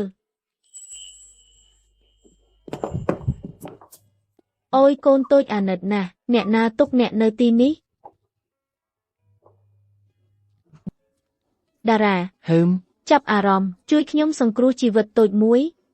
តើនាងជាមនុស្សស្រីបែបណាពេលនាងពន្លឺនាងពូកែនឹងឆាតឆាយរហូតផ្កាយជាងអ្នករាល់គ្នាប៉ុន្តែនៅទីនេះឥឡូវនេះនាងមិនស្ទាក់ស្ទើរអន់ចោះដើម្បីលួងលោមកូនឆ្កែតូចមួយមិនអីទេលោកយាយហើយមើលខ្ញុំយកមិត្តលេងមកឲ្យលោកយាយទេតើរបស់តូចនេះមកពីណាឯងទៅយករបស់ខ្វក់នេះមកពីណាសត្វវង្វេងអាចប្រឡាក់បានវាអាចខំលោកយាយឯងគួរឲ្យខ្លាចជាងវាទៅទៀតឲ្យខ្ញុំកាន់វាមើលអូវាស្អាតណាស់វាចូលចិត្តខ្ញុំនឹងពិសិដ្ឋ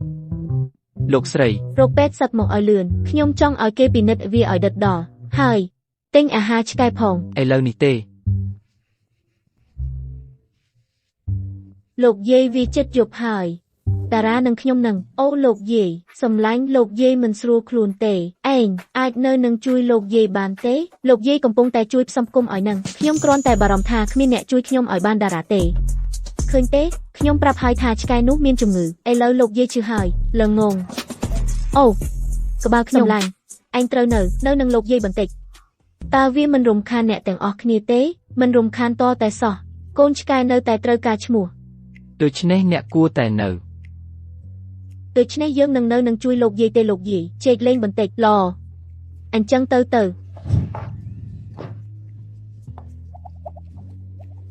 តើខ្ញុំធ្វើខុសត្រង់ណាមិនក៏នាងចប់ថ្ងៃនៅផ្ទះនេះតារាអ្នកនឹងស្រីរត់នៅទីនេះយប់នេះ នេះគឺ សម្រាប់បន្តិចខ្ញុំចេញទៅ ហេ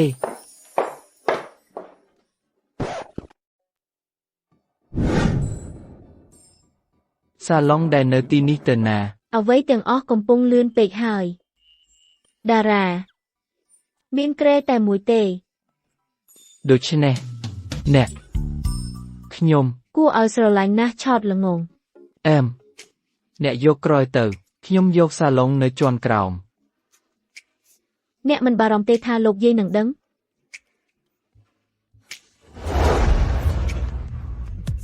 ដូច្នេះខ្ញុំអង្គុយលើកៅអីនេះពេញមួយយប់អ្នកគួរតែសម្រាប់បន្តិច អ្នកនឹងហត់ណាស់បើអង្គុយនៅទីនោះពេញមួយយប់ក្រែនេះមើលទៅធំល្មមសម្រាប់ខ្ញុំយើងអាចម្នាក់ម្ខាងបានកុំបារម្ភខ្ញុំសន្យាថានឹងមិនយកអត្ថប្រយោជន៍ពីអ្នកទេ នោះមិនមែនជាអ្វីដែលខ្ញុំចង់និយាយទេនាងនិយាយត្រង់ណាស់វាធ្វើឲ្យខ្ញុំមើលទៅដូចជាអ្នកមានចិត្តនាអាក្រក់ ដូច្នេះកំណត់ហើយខ្ញុំទៅងូតទឹកមុន បន្ទាប់មកអ្នកអាចប្រើបន្ទប់ទឹកនេះខ្ញុំប្រើបន្ទប់ទឹកខាងក្រៅប្រាប់ខ្ញុំពេលអ្នកងូតរួច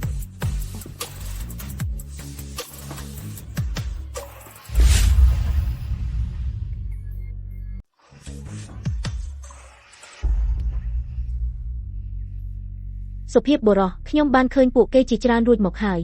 ប៉ុន្តែបុរសដែលបរិសុទ្ធដូចតារានេះជាលើកទី1សម្រាប់ខ្ញុំមិនគួរឲ្យតាក់ទាញគ្រប់គ្រាន់ទេ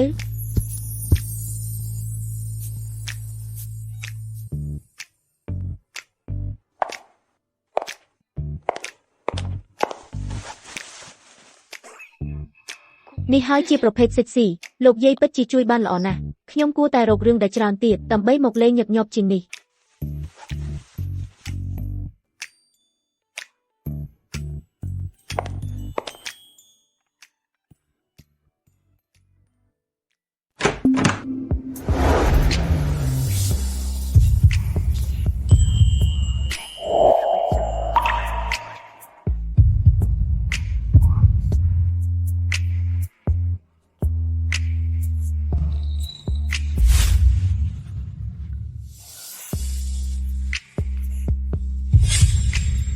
ឈរនៅទីនោះធ្វើអ្វីចូលមក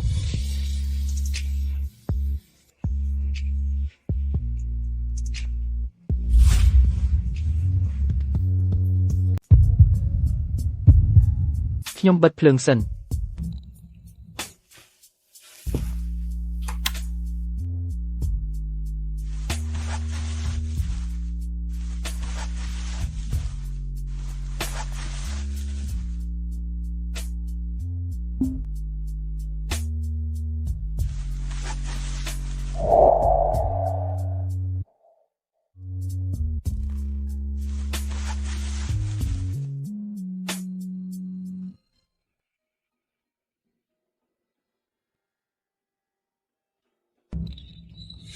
ខ្ញុំនិយាយប្រាប់អ្នកនាងតាមអ្នកខ្លាំងណាស់តើវាពិតជាអញ្ចឹងមែនទេ តារាអ្នកដេកលក់ហើយ ចិត្តហើយមានរឿងអី តើអ្នកអាចបើកភ្លើងបានទេខ្ញុំត្រូវទៅបន្ទប់ទឹក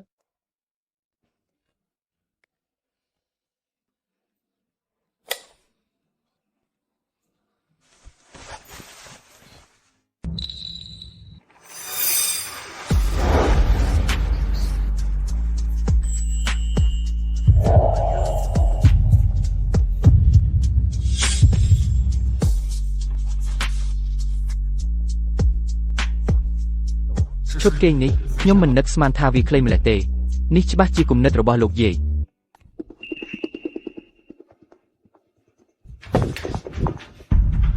ស្រីរតឯងដួលទេ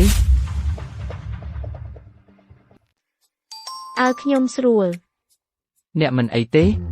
សំបីតែលោកស្រឡាញ់ក៏ជួយខ្ញុំដែររបៀបដែលខ្ញុំដួលផ្ដល់ឱកាសល្អបំផុតឲ្យតារាមកជួយខ្ញុំក្រោកឡើងមិនអីទេខ្ញុំអាចក្រោកឡើងបាន អ្នកស្លៀកពាក់ហើយឬ ខ្ញុំគ្រាន់តែចូលបន្ទប់ទឹកមិនមែនងូតទឹកទេមិនក៏ខ្ញុំមិនស្លៀកពាក់អូ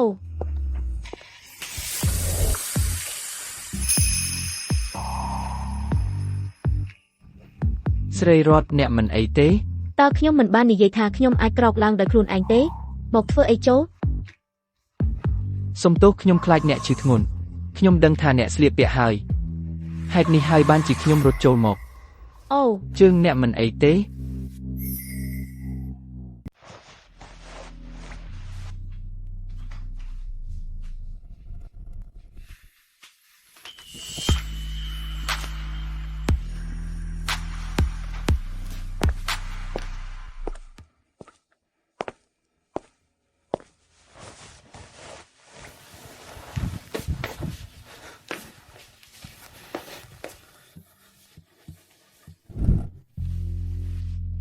ស៊ូទ្រាំបន្តិច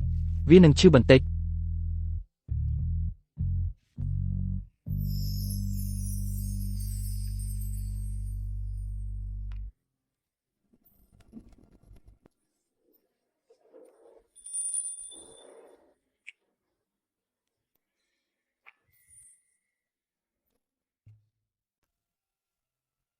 តើគាត់ពិតជាខ្វល់ពីរបួសរបស់ខ្ញុំខ្លាំងមែនទេ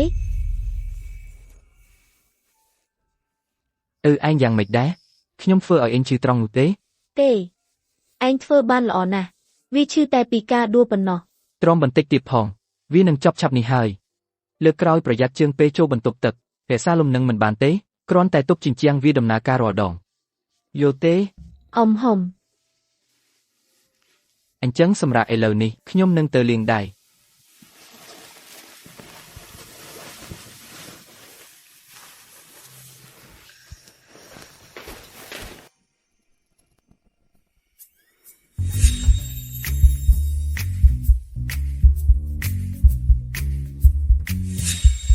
តារា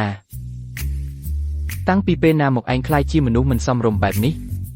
នាងរងរបួសហើយឯងពិតជាមានគំនិតបែបនោះទេ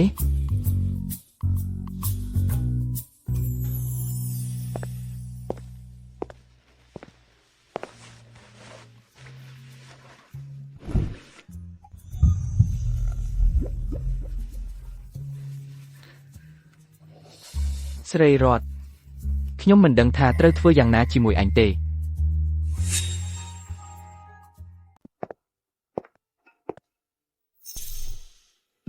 ដូចដែលខ្ញុំសង្ស័យតារាប្រញាប់រៀបការដើម្បីធ្វើឲ្យម៉ាក់គាត់ពេញចិត្តគាត់មិនយកវាជាការធ្ងន់ធ្ងរតតែសោះតើទៅរៀបការថ្មីអ្នកណាដេកបន្ទប់ដាច់ដោយឡែក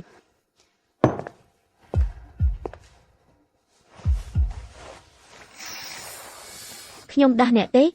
ខ្ញុំសង្កេតឃើញអ្នកដេកលើសាឡុងខ្ញុំព្រួយបារម្ភថាអ្នកនឹងកើតផ្ដាសាយ អូ ហេតុអ្វីបានជាអ្នកដេកនៅទីនេះតើអ្នកមានចំនួនជាមួយស្រីរតទេ ទេនាងឈឺជើង ឈឺជើងតើរឿងនោះពាក់ព័ន្ធអ្វីនឹងអ្នកដេកនៅទីនេះ ខ្ញុំខ្លាចថាខ្ញុំអាចធ្វើបាបនាងបើខ្ញុំបាត់បង់ការគ្រប់គ្រង មិនអាចគ្រប់គ្រងខ្លួនឯងគ្រប់គ្រងពីអ្វីគាត់និងស្រីរតបានដេកជាមួយគ្នាហើយ ខ្ញុំនឹងទៅដេក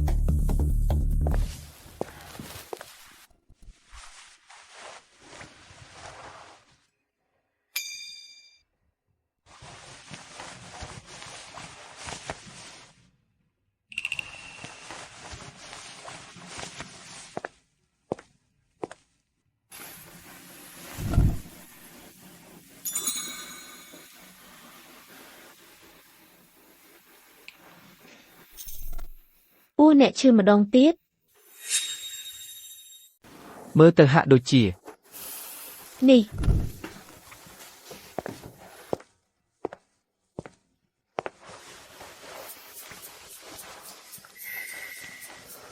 ខ្ញុំនឹងយកទឹកឲ្យអ្នកនេះផឹកបន្តិចលើកអោរបស់អ្នកឡើង តើអ្នកនិយាយអ្វី រុញដៃរបស់អ្នក នេះជិតស្និទ្ធណាស់នាងពិតជាលើកអោខ្ញុំឡើង ផឹកទឹកដែលនៅសល់ឲ្យអស់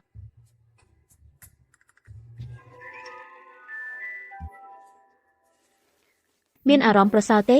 ប្រសើរជាងច្រើន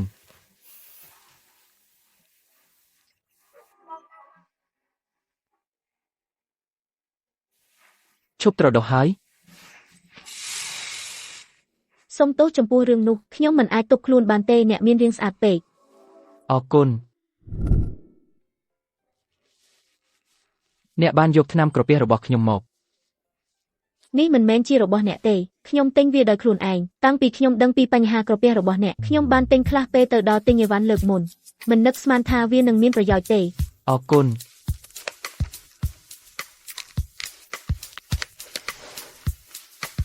អ្នកគួរតែសម្រាកបន្តិចខ្ញុំនឹងចេញទៅរត់ពេលព្រឹក មុំហឹម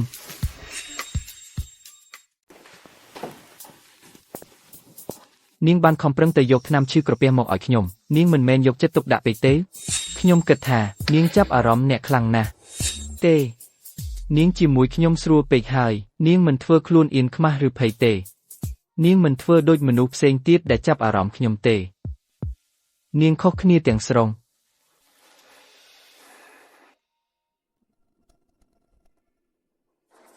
ចន្ទធូនិងសុភ័ក្រតើពួកគេមិនមែនជាមនុស្សចម្លែកទេតើពួកគេរត់ជាមួយគ្នាធ្វើអ្វីណែស្ងួនអ្នកក៏ចេញមករត់ដែរ តើអ្នកហៅខ្ញុំថាអី អូយអ្នកពិតជាភ្លេចខ្ញុំមែន ខ្ញុំមិនភ្លេចទេអ្នកជាមិត្តរបស់តារាមែនទេ យើងធ្លាប់ជួបគ្នានៅបារាំងតើអ្នកមិនចាំទេភាសាបារាំងរបស់ខ្ញុំពេលនោះពិតជាអន់ណាស់ខ្ញុំឃើញអ្នកមើលទៅដូចជនជាតិអាស៊ីបូព្រាដូច្នេះខ្ញុំក៏ដើរទៅសួរផ្លូវអ្នកមិនត្រឹមតែប្រាប់ផ្លូវខ្ញុំទេថែមទាំងជួយហៅតាក់ស៊ីឲ្យខ្ញុំទៀត អូឥឡូវខ្ញុំចាំហើយសូមទោសយូរណាស់ទៅហើយខ្ញុំភ្លេចអស់ ចាំឥឡូវនេះក៏ល្អដែរនិយាយទៅតោះទៅរត់ បាទ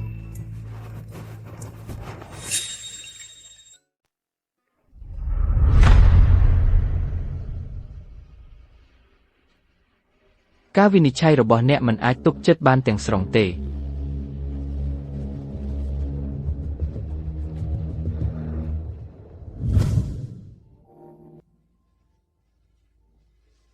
ជើងខ្ញុំឈឺតើវាពាក់ព័ន្ធអ្វីនឹងការដែលអ្នកដេកនៅខាងក្រៅ ខ្ញុំខ្លាចថាខ្ញុំអាចបញ្ចប់ដោយធ្វើឲ្យនាងឈឺចាប់ ខ្ញុំស្គាល់តារាច្បាស់ណាស់ប្រសិនបើមានអ្វីកើតឡើងរវាងគាត់និងស្រីរតគាត់នឹងរក្សាវាជារបស់ខ្លួនគាត់ជាមនុស្សឯកជនណាស់ដូច្នេះអ្នកឃើញទេ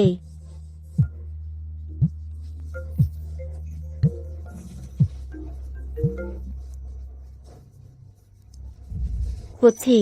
មានរឿងអី ស្រីមុំមានបញ្ហាអី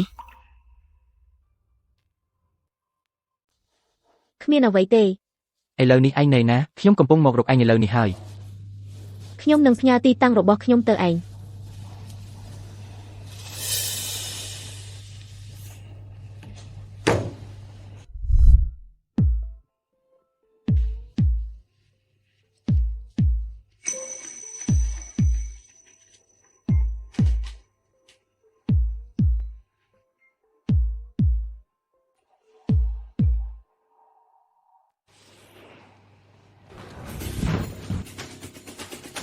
ស្រីមុំ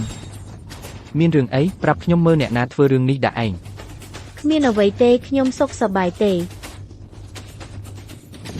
ស្រីមុំតើមានរឿងអីកើតឡើងតើតារាជាអ្នកធ្វើរឿងនេះដាក់ឯងមែនទេ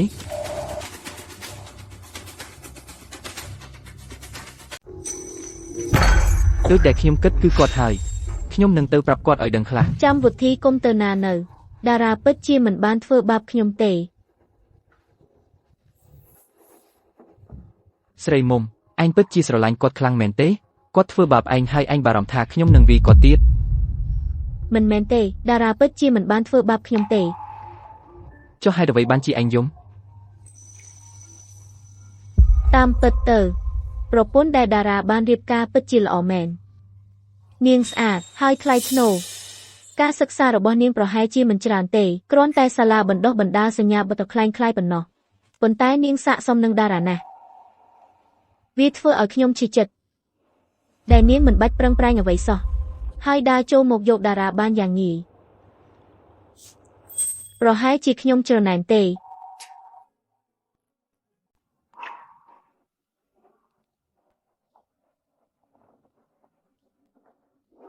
ស្រីមុំកុំបារម្ភខ្ញុំមិនឲ្យអ្នកឈឺចាប់ដោយឥតប្រយោជន៍ទេ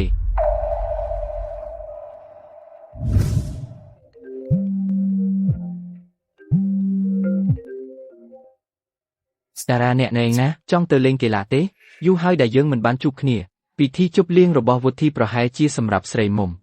ល្អដល់ពេលត្រូវដោះស្រាយរឿងនេះហើយអញ្ចឹងទៅតារាបាយថ្ងៃត្រង់រួចរាល់ហើយខ្ញុំមានរឿងនៅពេលក្រោយត្រូវការអ្នកជួយសម្ដែងអ្នកទំនេរទេចៅវាយមានសំណុំពោមែនទេខ្ញុំពិតជាទំនេរអញ្ចឹងទៅត្រៀមខ្លួនខ្ញុំនឹងនាំអ្នកទៅបន្តិចទៀតអូខេខ្ញុំទៅបដូរសម្លៀកបំពាក់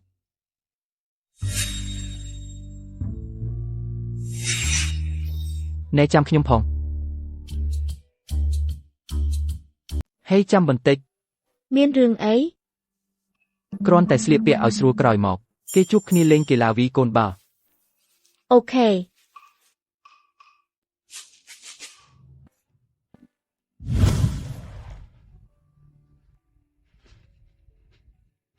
ប្រហែលជាខ្ញុំត្រូវការឯងសម្ដែងតាមខ្ញុំនៅពេលក្រោយសម្ដែងតាមរឿងអីអ្នករៀបចំព្រឹត្តិការណ៍នេះគឺវុធីគាត់ជាបងប្រុសរបស់សុភ័ក្រគាត់មានចិត្តចង់បានស្រីមុំប៉ុន្តែស្រីមុំនៅជាប់ចិត្តនឹងខ្ញុំដូច្នេះខ្ញុំត្រូវការឯងមកសម្ដែងជាមួយខ្ញុំធ្វើដូចជាគូស្នេហ៍ហើមមិនអីទេឯង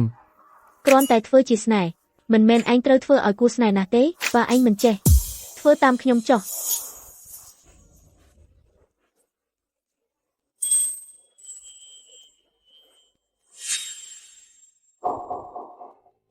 នាងពិតជាស្អាតមែនខ្ញុំទទួលស្គាល់ប៉ុន្តែនាងគ្រាន់តែមុខស្អាតគ្មានអ្វីទៀតទេ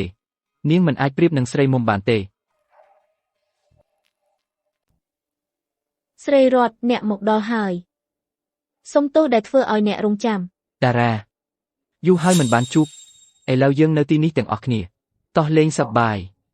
បាទខ្ញុំសូមណែនាំអ្នកនេះជាប្រពន្ធខ្ញុំស្រីរតនេះជាវុធីសួស្តីខ្ញុំឈ្មោះស្រីរតរីករាយដែលបានជួបខ្ញុំជាប្រពន្ធរបស់តារាវុធីតោះទៅរើរ៉ាកែតខ្លះសិន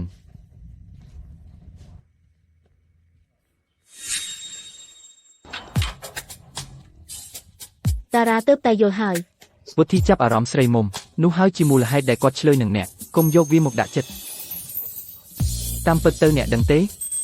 យកវាមកដាក់ចិត្តទៅបើវុធីធ្វើមុខមិនល្អដាក់អ្នកកុំទៅល្អជាមួយគាត់ដែរ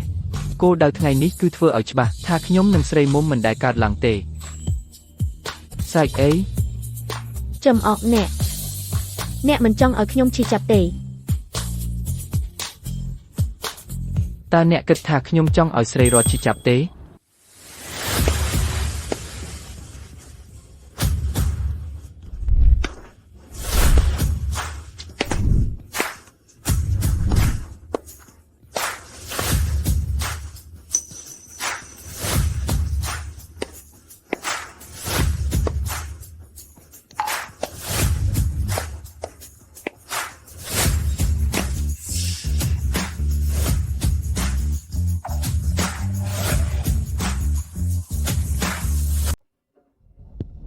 ខ្ញុំចេញហើយ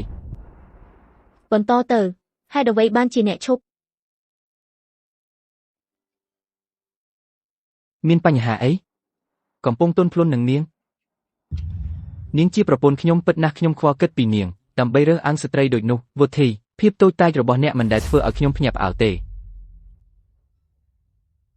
អ្នកណាថាខ្ញុំកំពុងរើសអើងនាង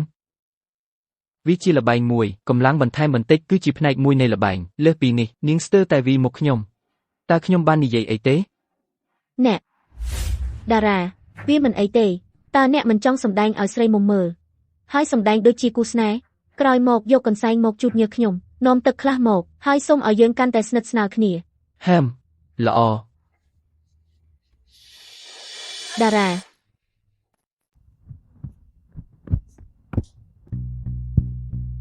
អ្នកពូកែណាស់ខ្ញុំទទួលស្គាល់អ្នកមានមនុស្សដូចជាតារាតែអ្នកគ្រប់គ្រងគាត់យ៉ាងស្រួលអរគុណសម្រាប់ពាក្យសរសើរប៉ុន្តែបើប្រៀបធៀបគ្នាយុទ្ធសាស្ត្រអ្នកខ្សោយជាងច្រើនអ្នកទេដែលត្រូវគេលេងអ្នកពិតជាគិតថារៀបការជាមួយតារាភ្លាមមានន័យថាអ្នកនឹងនៅជាមួយគាត់ជារៀងរហូតស្រីមុំល្អជាងអ្នកច្រើនណាស់គាត់សមនឹងតារាជាងអ្នកត្រូវគេបំភាន់ខួរអីចឹងមែនទេអ្នកចូលចិត្តស្រីមុំខ្លាំងណាស់ជួយគាត់តាមតារាទៀត អ្នកគិតថាស្រីមុំល្អជាងខ្ញុំប្រហែលជាក្នុងភ្នែកតារាគាត់គ្មានតម្លៃទេប៉ុន្តែខ្ញុំមានតម្លៃរាប់មិនអស់ កុំបារម្ភខ្ញុំនឹងធ្វើឲ្យអ្នកយល់ថាអ្នកនឹងតារាមកពីពិភពពីរផ្សេងគ្នា ល្អខ្ញុំនឹងរងចាំ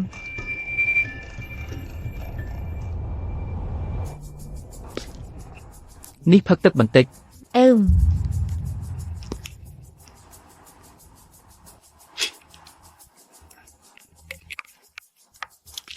ជូតញើសឲ្យខ្ញុំ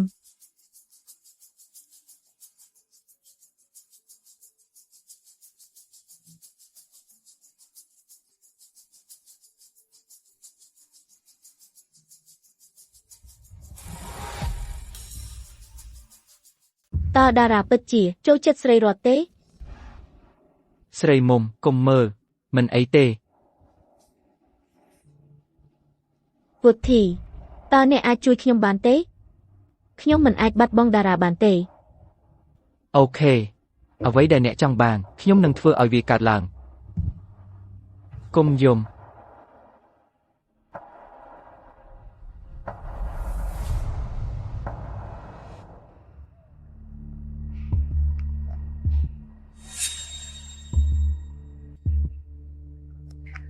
អ្នកតាមខ្ញុំតាំងពីខ្ញុំចេញពីបន្ទប់ទឹកមកនិយាយចេញមកស្រីរតតើអ្នកពិតជាសប្បាយចិត្តជាមួយតារាមែនទេល្អណាស់ហេតុអ្វីបានជាអ្នកនិយាយបែបនេះខ្ញុំមិនអីទេខ្ញុំគិតថាការនៅជាមួយតារានឹងមានសម្ពាធច្រើនពេកយ៉ាងណាមិញអ្នកគ្រាន់តែជានិស្សិតបញ្ចប់ការសិក្សាពីមហាវិទ្យាល័យសហគមន៍តើអ្នកមានអ្វីដូចគ្នាជាមួយតារា នរណាថាខ្ញុំជានិស្សិតបញ្ចប់ការសិក្សាពីមហាវិទ្យាល័យសហគមន៍តើអ្នកមិនមែនទេលើកមុននៅផ្ទះលោកយាយអ្នកមិនបានពន្យល់ពីប្រវត្តិសិក្សារបស់អ្នកទេខ្ញុំគិតថាអ្នកមានអារម្មណ៍មិនសុវត្ថិភាពបើខ្ញុំប្រាប់អ្នកឥឡូវថាខ្ញុំបានបញ្ចប់ការសិក្សាពីវិទ្យាស្ថានបច្ចេកវិទ្យាកំពូលវិទ្យាស្ថានបច្ចេកវិទ្យាកំពូលស្រីរតតើអ្នកដឹងទេថាវិទ្យាស្ថានបច្ចេកវិទ្យាកំពូលជាកន្លែងបែបណាវាជាសាកលវិទ្យាល័យបច្ចេកវិទ្យាលំដាប់លេខ1នៅលើពិភពលោកក្រៅពីទេពកោសល្យ មានលុយក៏ចូលមិនបានដែរជឿមិនជឿតែខ្ញុំចង់ប្រាប់អ្នកឥឡូវពេលខ្ញុំនិងតារានៅជាមួយគ្នាពិតជាមានរឿងជាច្រើនដែលយើងនិយាយគ្នាបានយើងនិយាយអំពីពេលណាគាត់នឹងធ្វើឲ្យខ្ញុំភ្ញាក់ផ្អើលនិងពណ៌អ្វីនៃសម្លៀកបំពាក់ក្នុងដែលគាត់នឹងទិញឲ្យខ្ញុំយើងថែមទាំងនិយាយអំពីពេលណាត្រូវមានកូនទៀតផងតែរឿងតែមួយគត់ដែលយើងមិននិយាយគឺអ្វីដែលអ្នកទើបតែប្រាប់ខ្ញុំតើអ្នកគិតថារឿងនេះអាចស្ថិតស្ថេរជារៀងរហូតទេអ្វីដែលជាប់ជ្រាបទៅក្នុងឆ្អឹងរបស់អ្នកមិនអាចផ្លាស់ប្ដូរបានឡើយស្រីរតខ្ញុំមិនមានបំណងធ្វើឲ្យអ្នកខកចិត្តទេតែអ្នកពិតជាមិនសមនឹងតារាទេតែរឿងគឺទោះបីខ្ញុំមិនសមនឹងតារាក៏ដោយខ្ញុំជាអ្នកដែលមានបេះដូងរបស់គាត់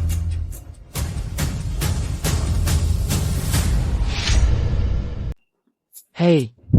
ស្រីមុំឯងមិនអីទេ ហេតុអ្វីបានជាអ្នកមិនសួរខ្ញុំហេតុអ្វីបានជាខ្ញុំរុញនាង អ្នកមិនគិតទេ ថានាងដួលដោយខ្លួនឯងខ្ញុំមិនបានប៉ះនាងទេ ខ្ញុំជឿអ្នកស្រីមុំអ្នកជឿទេមិនអីទេ ពុទ្ធីកុំបន្ទោសស្រីរតខ្ញុំជាអ្នកនិយាយហួសហេតុ ស្រីរតវុធី អ្នកគិតថាអ្នកកំពុងធ្វើអីខ្ញុំកំពុងធ្វើអីហេតុអ្វីមិនសួរស្រីរតថានាងព្យាយាមធ្វើអីតើនាងចង់ឲ្យស្រីមុំឈឺចេញពីផ្លូវខ្ញុំអ្នកវាយស្ត្រីនោះមិនមែនជាអ្វីដែលបុរសពិតធ្វើទេហើយរឿងមួយទៀតស្រីរតជាប្រពន្ធខ្ញុំបើអ្នកលើកដៃលើនាងអ្នកត្រូវឆ្លងកាត់ខ្ញុំខ្ញុំមិនខ្វល់ទេខ្ញុំនឹងឆ្លងកាត់អ្នក ពុទ្ធីគាត់ទៅតែវាយវុធីដើម្បីស្រីរត តារា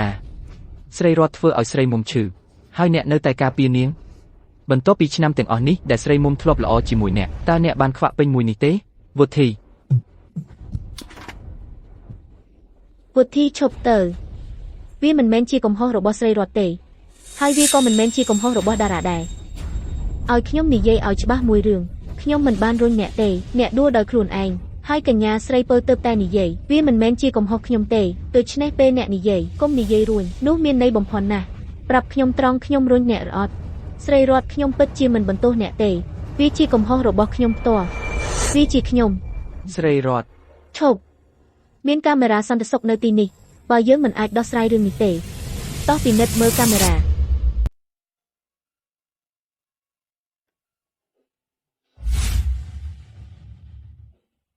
ស្រីមុំប្រាប់ខ្ញុំពីការពិតតើវាជាស្រីមុំគ្រប់ពេលទេ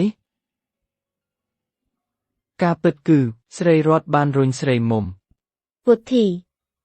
វាមិនមែនជាកំហុសរបស់ស្រីរតទេខ្ញុំមិនដែលនិយាយថាស្រីរតរុញខ្ញុំទេវាជាការធ្វេសប្រហែសរបស់ខ្ញុំផ្ទាល់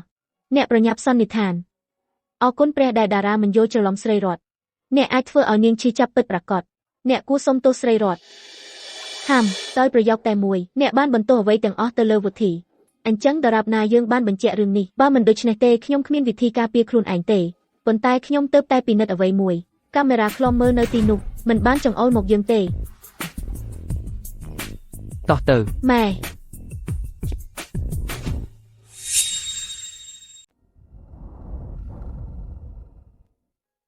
អរគុណដែលទុកចិត្តខ្ញុំដោយមិនស្ទាក់ស្ទើរ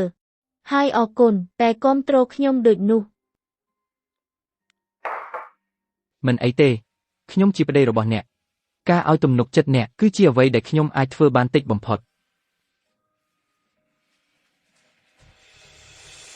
ស្រីមុំអ្នក គ្រាន់តែជប់និយាយពីវាទៅបានទេពុទ្ធីទុកឲ្យខ្ញុំរក្សាសេចក្តីថ្លៃថ្នូរបន្តិចវាគ្រាន់តែខ្ញុំស្រឡាញ់តារាពេកហើយចង់បានគាត់ខ្លាំងណាស់ខ្ញុំសុំទោសវាជាកំហុសរបស់ខ្ញុំដែលទីអ្នកចូលក្នុងរឿងនេះថ្ងៃនេះ អូខេខ្ញុំមិនសួរទេស្រីមុំហេកុំតូចចិត្តតារាគាត់នឹងឃើញថាអ្នកអស្ចារ្យប៉ុណ្ណា ពុទ្ធីស្ត្រីដូចស្រីរតនាងពិតជាគិតតែពីលុយគាត់នោះហើយជាមូលហេតុតែមួយគត់ដែលនាងនៅជាមួយតារា អ្នក តើអ្នកអាចជួយខ្ញុំម្ដងចុងក្រោយបានទេគ្រាន់តែចាត់ទុកថាជាការជួយផ្ទាល់ខ្លួន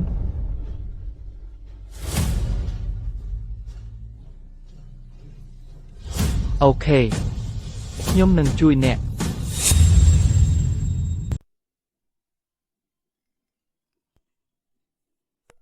ពុទ្ធីតើមនុស្សអាក្រក់នេះចង់ធ្វើអីទៀតចង់អញ្ជើញខ្ញុំទៅណាត់ដើម្បីវាយខ្ញុំម្ដងទៀត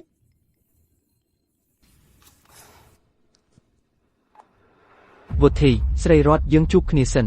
ខ្ញុំមានអ្វីចង់និយាយកុំប្រញាប់បដិសេធពេលវុធីខ្ញុំសម្រេចចិត្តធ្វើអ្វីមួយវាត្រូវតែសម្រេចបើអ្នកមិនមកខ្ញុំមានវិធីច្រើនធ្វើឲ្យអ្នកមកភោជនីយដ្ឋានរស្មីខ្ញុំនឹងរងចាំ មិនអីទេមើលឯងធ្វើមើលតែខ្ញុំសុំកែអ្វីមួយមិនមែនអ្វីដែលឯងវុធីចង់ធ្វើសុទ្ធតែធ្វើបានទេឧទាហរណ៍ឈ្នះបេះដូងស្រីមុំឬក៏ឯងមិនអាចបង្ខំតារាឲ្យក្រាបហើយឲ្យគាត់រៀបការជាមួយស្រីមុំរបស់ឯងទេ ស្រីរតអញល្អជាងមានចិត្តក្លាហានមកជួប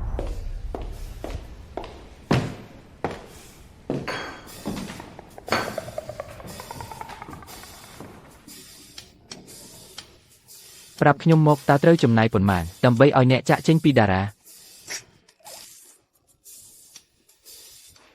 ឯងឲ្យប៉ុន្មាន ដូចស្រីមុំថាស្រីដូចអ្នកអាចទិញបានដរាបណាអ្នកព្រមចាក់ចេញពីតារាដាក់តម្លៃមកសាច់អី សុំទោសទ្រាំមិនបានដូច្នេះឯងថាបើខ្ញុំចាក់ចេញពីតារាតម្លៃអាស្រ័យលើខ្ញុំ ត្រូវហើយដរាបណាអ្នកព្រមឈប់ជាមួយតារា ព្រមខ្ញុំចង់បាន $20,000 លានអញឈួតហើយ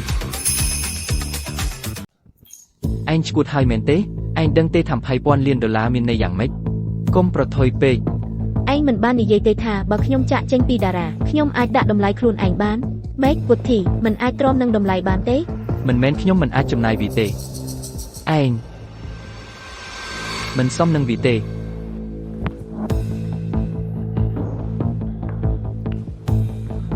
$10 លាន$10 លានគឺជាការផ្ដល់ជូនចុងក្រោយរបស់ខ្ញុំចាក់ចេញពីតារា បើឯងគ្មានលុយកុំធ្វើពុតថាមានដូច្នេះខ្ញុំមិនសមនឹងវាទេចុះស្រីមុំវិញស្ត្រីនោះដែលចង់ធ្វើជាម្ចាស់ស្រីនាងសមនឹងវាទេ អញហ៊ាននិយាយពីស្រីមុំទេឯងស្លាប់ហើយ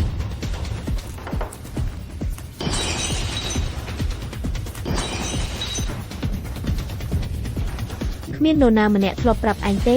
កុំហ៊ានលើកដៃដាក់ស្ត្រីណាម្នាក់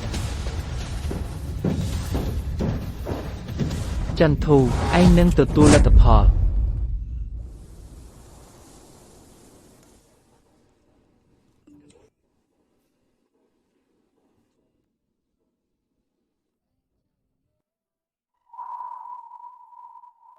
ជាធម្មតានាងខ្មាស់អៀនណាស់នៅក្បែរខ្ញុំមិនដែលឃើញនាងបង្ហាញស្នាមញញឹមភ្លឺស្វាងនិងគួរឲ្យចាប់អារម្មណ៍បែបនេះទេ តារាឯងកំពុងគិតអីអញ្ចឹង ឯងនិងវុធីបានតាក់ទងគ្នាពីក្រោយខ្ញុំទេអ្នកនិងវុធីបានតាក់ទងគ្នាពីក្រោយខ្នងខ្ញុំតើខ្ញុំមានសិទ្ធិអ្វីដើម្បីសួរនាងខ្ញុំគ្រាន់តែចង់រំលឹកអ្នកថាចំពោះពិភពលោកខាងក្រៅយើងនៅតែជាប្តីប្រពន្ធ គាត់ពិតជាខ្វល់តើនេះមានន័យថាតារាក៏មានអារម្មណ៍ចំពោះខ្ញុំដែរអ្នក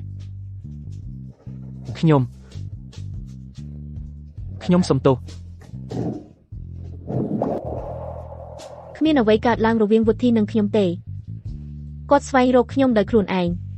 គាត់ចង់ឲ្យខ្ញុំចាក់ចេញពីអ្នកប្រហែលជាដើម្បីជួយស្រីមុំឲ្យនាងបានតាមចិត្តគាត់ថែមទាំងព្យាយាមទិញខ្ញុំទៀត អញ្ចឹងហើយដែលកើតឡើងខ្ញុំលែងមានអារម្មណ៍ធ្ងន់ធ្ងរហើយ អញ្ចឹងតើយើងអាចត្រឡប់ទៅញ៉ាំបាយវិញ អូវ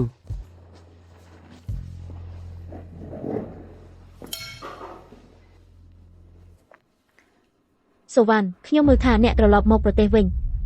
ចាប់តាំងពីអ្នកចូលវិទ្យាស្ថានបច្ចេកវិទ្យាកំពូលវាយូរណាស់ហើយថ្ងៃស្អែកអ្នកទំនេរទេឲ្យខ្ញុំញ៉ាំបាយអ្នកអូបាទជួបគ្នាថ្ងៃស្អែកស្រីរតលើកនេះខ្ញុំនឹងលាបត្រដាងការកុហករបស់អ្នកឲ្យគ្រប់គ្នាឃើញហេសូវ៉ាន់យូរហើយមិនបានជួបទេឯងមើលទៅខុសពីមុនណាស់ អញ្ចឹងទេ មើលឯងមិនដែលស្គមបែបនេះពីមុនទេឯងធ្លាប់ជាមនុស្សងាយគេបញ្ឆោតខ្លាំងណាស់សូវ៉ាន់ខ្ញុំមិននឹកស្មានថាឯងចូលវិទ្យាស្ថានបច្ចេកទេសកំពូលបានទេ ខ្ញុំជាសិស្សពូកែនៅវិទ្យាល័យវាគ្រាន់តែថាចន្ទធូមើលតែតារាម្នាក់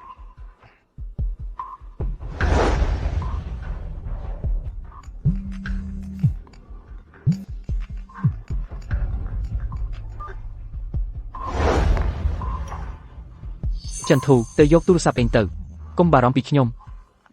កុំបារម្ភអីយប់នេះជាយប់របស់យើងខ្ញុំមិនចង់ឲ្យអ្នកណាមករំខានទេ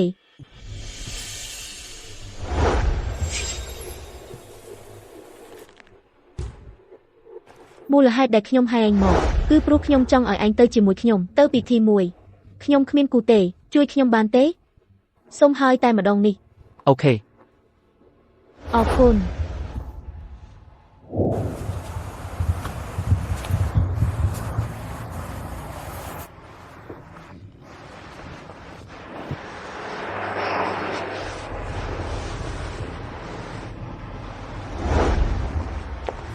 ហើយឯងមិនអីទេឯងចង់ស្លាប់គុំទាញអ្នកបើកបរឲ្យស្លាប់តាម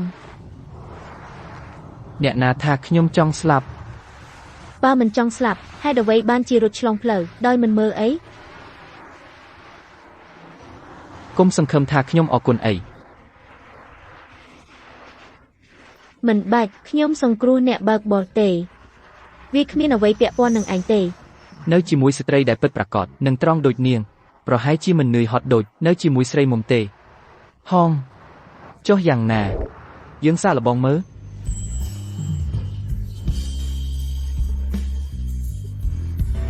ឯងឈួតហើយឬតើខ្ញុំវាឯងឲ្យឈួតឬ ឯងនិយាយអី ខ្ញុំថាឯងឈួតហើយឯងមិនយកទេវុធីឯងគិតថាព្រោះតែតារានិងខ្ញុំឈប់ជាគ្នាឯងអាចមានស្រីមុំបានឲ្យខ្ញុំប្រាប់ឯងតារាមានរសជាតិល្អជាងឯងគាត់មិនដូចឯងទេតែត្រូវគេលេងដោយអ្នកមានគោលបំណង ល្អឥតខ្ចោះឯងពិតជាជឿលើខ្លួនឯងពេករូបថតនេះជិតស្និទ្ធណាស់ខ្ញុំឆ្ងល់បើតារាឃើញរូបនេះតើវានឹងធ្វើឲ្យគាត់ឃើញការពិតទេ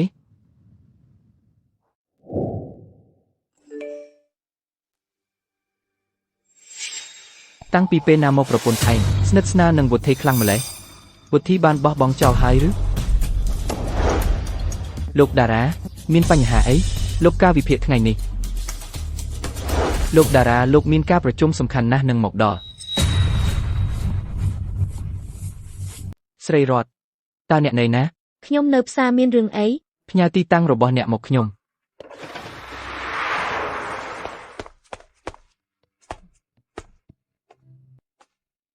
ហេតុអីខ្ញុំខឹងខ្លាំងម្ល៉េះធ្វើដោយក្មេងរឹងរូសដែលមិនចេះគ្រប់គ្រងខ្លួនឯង តារានោះឯងទេ បាទខ្ញុំហើយ ថ្ងៃនេះអ្នកមិនមែនធ្វើការបន្ថែមម៉ោងទេអ្នកមកធ្វើអីទីនេះ ព្រោះខ្ញុំគិតថាខ្ញុំប្រកាសថាខ្ញុំស្រឡាញ់អ្នកហើយស្រីរត តារាអ្នកនៅទីនោះទេអ្នកអាចមកជួយខ្ញុំបានទេខ្សែរ៉ូតខ្ញុំជាប់ អូ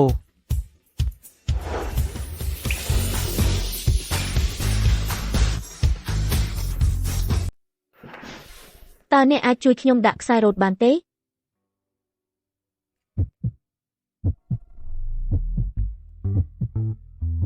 តារាឯងត្រូវការអី រិទ្ធីបានឃើញអ្នកជាមួយវុធីខ្ញុំខ្លាចគាត់អាចធ្វើបាបអ្នក តើអ្នកខ្លាចខ្ញុំឈឺឬអ្នកគ្រាន់តែច្រណែនតារាអ្នកស្រឡាញ់គេខ្លាំងណាស់ រួចរាល់ ហើយ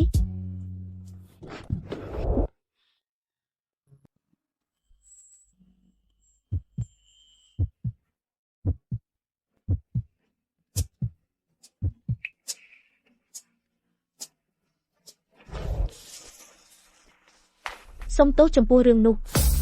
ខ្ញុំធ្វើឲ្យអ្នកឈឺ ទេតែអ្នកវិញអ្នកមិនអីទេជើងអ្នកឈឺ ចាស់បន្តិច ឲ្យខ្ញុំពិនិត្យមើលឲ្យអ្នក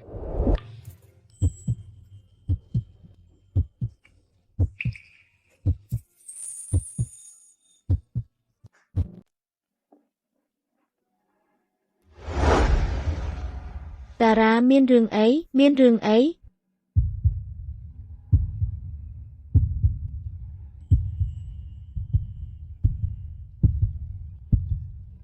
ខ្ញុំកំពុងធ្វើអីហ្នឹងគ្រាន់តែថើបនាងបែបនេះនាងមិនទាន់ចូលចិត្តខ្ញុំទេនាងនឹងស្អប់ខ្ញុំសុំទោសខ្ញុំហួសពេកហើយខ្ញុំបាត់បង់ការគ្រប់គ្រងខ្ញុំទ្រាំមិនបាន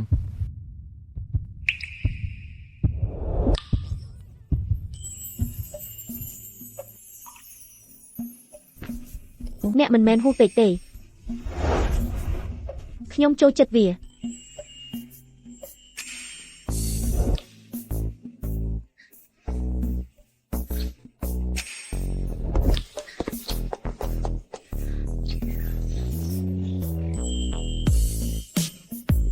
ខ្ញុំទ្រាំមិនបានទៀតហើយ ដូច្នេះអ្នកបានប្រើខ្ញុំពីដើមមក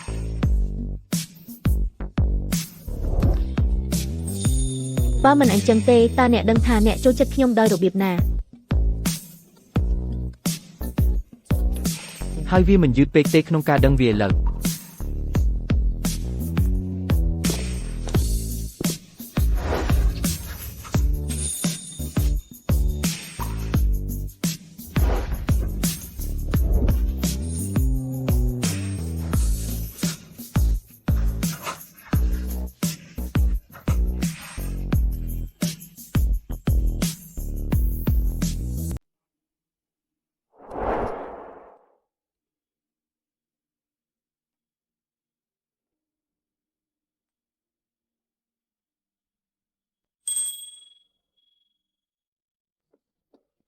ខ្ញុំនឹងទទួលខុសត្រូវចំពោះអ្នក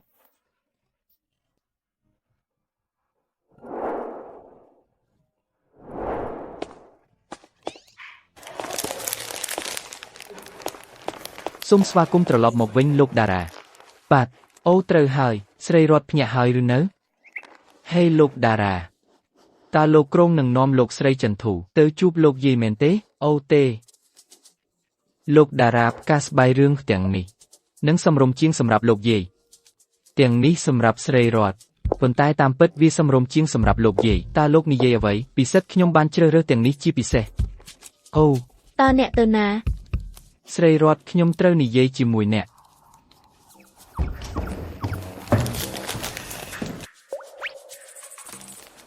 សម្រាប់ខ្ញុំ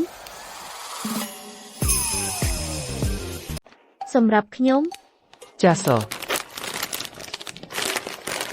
នៅក្នុងប្រទេសយើងការស្បាយរឿងគេច្រើនប្រើដើម្បីបង្ហាញការចងចាំនិងការកាន់ទុកចំពោះអ្នកស្លាប់អ្នកដឹងទេ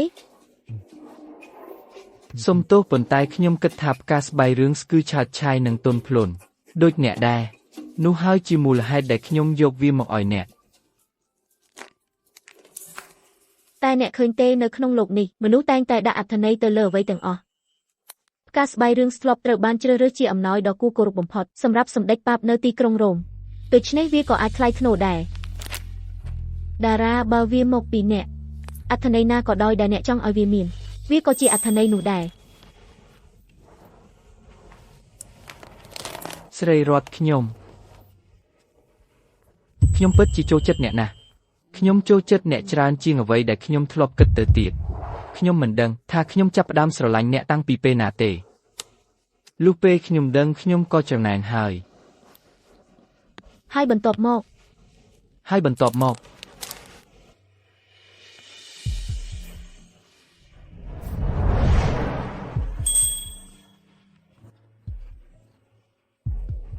បន្ទាប់មកខ្ញុំចង់ថាបអ្នករាល់ពេល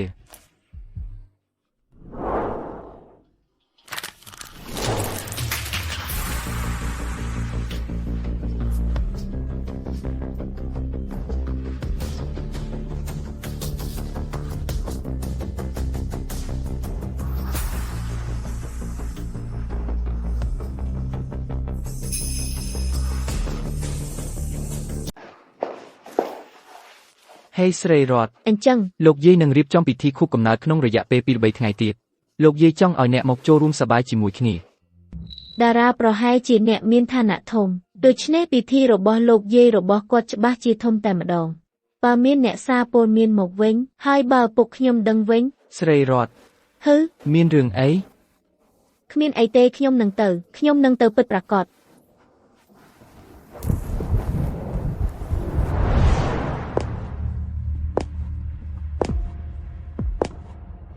សុវណ្ណចាំអីថ្ងៃខាងស្អែកយើងមានពិធីឯងបានសន្យាថានឹងទៅជាមួយខ្ញុំដូច្នេះឯងត្រូវតែទៅ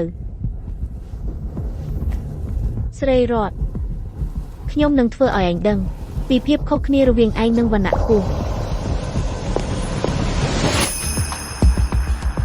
មានអ្វីឲ្យខ្លាចទោះបីជាប៉ារបស់ឯងដឹងក៏ដោយអ្នកគ្រាន់តែនាំគាត់ទៅជួបប៉ារបស់អ្នកហើយប្រាប់គាត់ថាអ្នករៀបការហើយមិនបានទេយ៉ាងហោចណាស់យើងគួរតែមានកូនសិនបើមិនអញ្ចឹងទេប៉ានឹងបង្ខំឲ្យខ្ញុំលែងលេះខ្ញុំមិនចង់ឲ្យប៉ាអូសខ្ញុំត្រឡប់ទៅផ្ទះទេហេតុអ្វីបានជាអ្នកខ្លាចគេអូសត្រឡប់ទៅវិញនាងរត់ចេញពីផ្ទះមែន អ្នកកំពុងធ្វើអ្វីនៅទីនេះរកខ្ញុំ អូខ្ញុំចង់និយាយអំពីថ្ងៃកំណើតរបស់លោកយាយកុំបារម្ភខ្ញុំរៀបចំអ្វីទាំងអស់រួចរាល់ហើយអូមានសំណួរផ្សេងទៀតទេ នឹងមានមនុស្សច្រើននៅថ្ងៃកំណើតរបស់លោកយាយទេមានប្រព័ន្ធផ្សព្វផ្សាយឬអ្នកសារព័ត៌មានអ្វីទេ នាងហាក់ដូចជាខ្លាចចំហាយណាស់លោកយាយមិនចូលចិត្តពិធីដុល្លារិកនិងអួតអាងទេថ្ងៃកំណើតឆ្នាំនេះគួរតែដូចឆ្នាំមុនយើងនឹងអញ្ជើញតែមិត្តភក្តិជិតស្និទ្ធនិងគ្រួសារប៉ុណ្ណោះគ្មានប្រព័ន្ធផ្សព្វផ្សាយឬអ្នកសារព័ត៌មានទេ អូខេល្អណាស់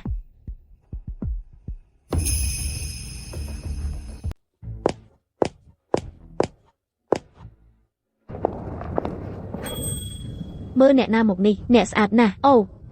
មើលទៅនេះជាកូនប្រសារស្រីរបស់យាយលោកយាយខ្ញុំនិងតារាបានជ្រើសរើសអំណោយនេះសម្រាប់លោកយាយសង្ឃឹមថាលោកយាយចូលចិត្តអូយខ្ញុំចូលចិត្ត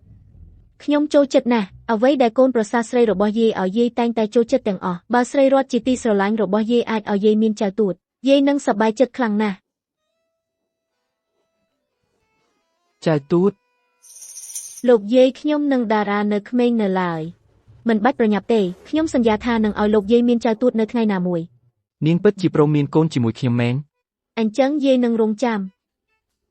ពិធីជប់លៀងនេះធំណាស់យាយនឹងណែនាំអ្នកទៅកាន់អ្នករាល់គ្នាបន្តិចទៀតកុំភ័យអីស្រីរតមិនអីទេលោកយាយអញ្ចឹងខ្ញុំនឹងអាស្រ័យផលពីសំណាងល្អរបស់លោកយាយអូអ៊ីអ្នកនិយាយចេះនិយាយណាស់ មកជាមួយលោកយាយហេតារ៉ាប្រញាប់មកស្វាគមន៍ភ្ញៀវសំខាន់ជាមួយម៉ាក់ ខ្ញុំមិនទៅទេ អញ្ចឹងក៏បានគ្រាន់តែយល់ព្រមតាមអ្វីដែលម៉ាក់ឯងនិយាយនៅពេលក្រោយចាប់ពីពេលនេះទៅម៉ាក់នឹងមិនជ្រៀតជ្រែករឿងឯងទេយល់ព្រមអូមកណាតារ៉ាប្រញាប់ឡើងអូលោកសុខាសូមស្វាគមន៍សូមអរគុណច្រើនដែលលោកធ្វើដំណើរមកពីប្រទេសក្រៅដើម្បីចូលរួមពិធីខួបកំណើតម្ដាយខ្ញុំនេះជាកូនប្រុសខ្ញុំតារ៉ា លោកសុខាជាប្រធានក្រុមហ៊ុនកម្ពុជាដែលជាគ្រួសារភ្ជាប់ពាក្យជាមួយយើង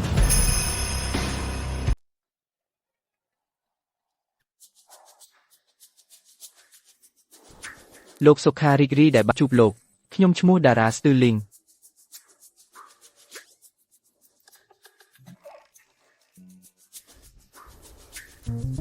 អញ្ចឹងឯងជាតារ៉ានឹងដែលរត់ចេញពីពិធីមង្គលការ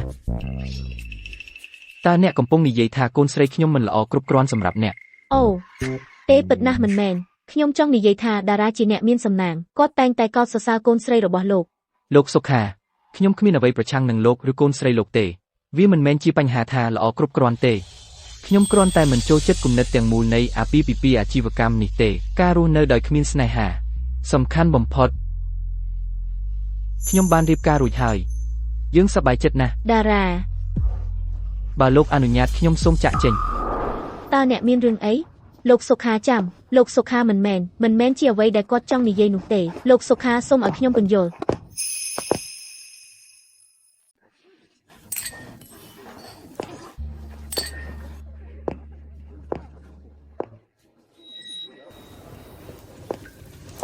លោកយាយលោកមកហើយស្រីមុំនិងស្រីរតអ្នកទាំងពីរក៏មកដែរមកដល់ពេលល្អខ្ញុំនឹងទុកស្រីរតឲ្យលោកយាយមើលថែបាទលោកយាយខ្ញុំមានរឿងខ្លះត្រូវទៅដោះស្រាយអូខេស្រីរតអ្នកដែលអូននឹងជួបសុទ្ធតែជាអ្នកមានឋានៈនិងស្ត្រីក្នុងវណ្ណៈខ្ពស់ទាំងអស់នេះជាលើកដំបូងរបស់អូនក្នុងពិធីជប់លៀងបែបនេះសម្រាប់បន្តិចអូខេទេមិនអីទេលោកយាយសើចទៅចុះចាំមើលខ្ញុំនឹងធ្វើឲ្យអ្នកស្ដាយក្រោយដែលហ៊ានសើចដាក់ខ្ញុំគឺទេប្រពន្ធរបស់តារ៉ានឹងមកថ្ងៃនេះអ្នកដែលមានសោតាមិនល្អដែលបានបញ្ចប់ការសិក្សាពីសាលាបណ្ដុះបណ្ដាលសញ្ញាបត្រคล้ายៗគ្រួសារក៏តែនាងគិតថាខ្លួនសមនឹងតារ៉ាតាមគំនិតខ្ញុំមានតែអ្នកដូចជាកញ្ញាស្រីពើទេទើបជាគូដ៏សមរម្យសម្រាប់គាត់ល្ខោនទូរទស្សន៍សម័យថ្មីទាំងនេះវាគ្រាន់តែបង្កគ្រោះថ្នាក់ប៉ុណ្ណោះមនុស្សគ្រប់ប្រភេទគិតថាខ្លួនអាចក្លាយជាបក្សីភ្លើងបានបើចង់ឡើងខ្ពស់យ៉ាងហោចណាស់ត្រូវដឹងឋានៈខ្លួនត្រឹមត្រូវសូមកុំនិយាយអំពីស្រីរតបែបនេះឡើយនាងមិនបានបញ្ចប់ការសិក្សាពីសាលាបណ្ដុះបណ្ដាលសញ្ញាបត្រคล้ายៗទេនាងរៀននៅវិទ្យាស្ថានបច្ចេកវិទ្យាកំពូលមែនទេដូច្នេះអំពីវិទ្យាស្ថានបច្ចេកវិទ្យាកំពូលឈប់ធ្វើពុតទៅអ្នកណាដឹងថាគាត់យកសញ្ញាបត្រនោះមកពីណាប្រហែលជាខ្លែងបន្លំនៅកន្លែងណាមួយដែលល្ងឹត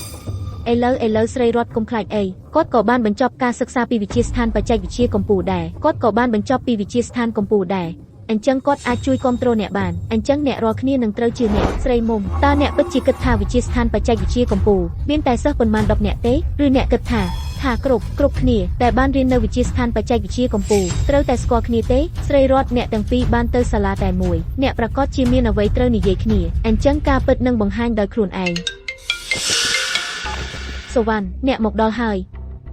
សូវ៉ាន់នៅទីនេះសូមអនុញ្ញាតឲ្យខ្ញុំណែនាំអ្នករាល់គ្នានេះគឺសូវ៉ាន់មកពីវិទ្យាស្ថានបច្ចេកវិទ្យាកំពូលស្រីរតនេះគឺជាអតីតនិស្សិតរួមសាលាតើអ្នកមិនស្វាគមន៍អតីតនិស្សិតរួមសាលារបស់អ្នកទេអ្នកទាំងពីរប្រកាសជាមានអ្វីដូចគ្នាច្រើនឥឡូវស្រីរតកុំភ័យអីវាគ្រាន់តែជាការជែកគ្នាពីសាលាទេមែនទេអ្នកគឺសូវ៉ាន់ប្រញាប់មើលរឿងនេះឲ្យអ្នករាល់គ្នាឃើញស្រីនេះស្រីរតនាងអះអាងថានាងបានបញ្ចប់ការសិក្សាពីវិទ្យាស្ថានបច្ចេកវិទ្យាកំពូល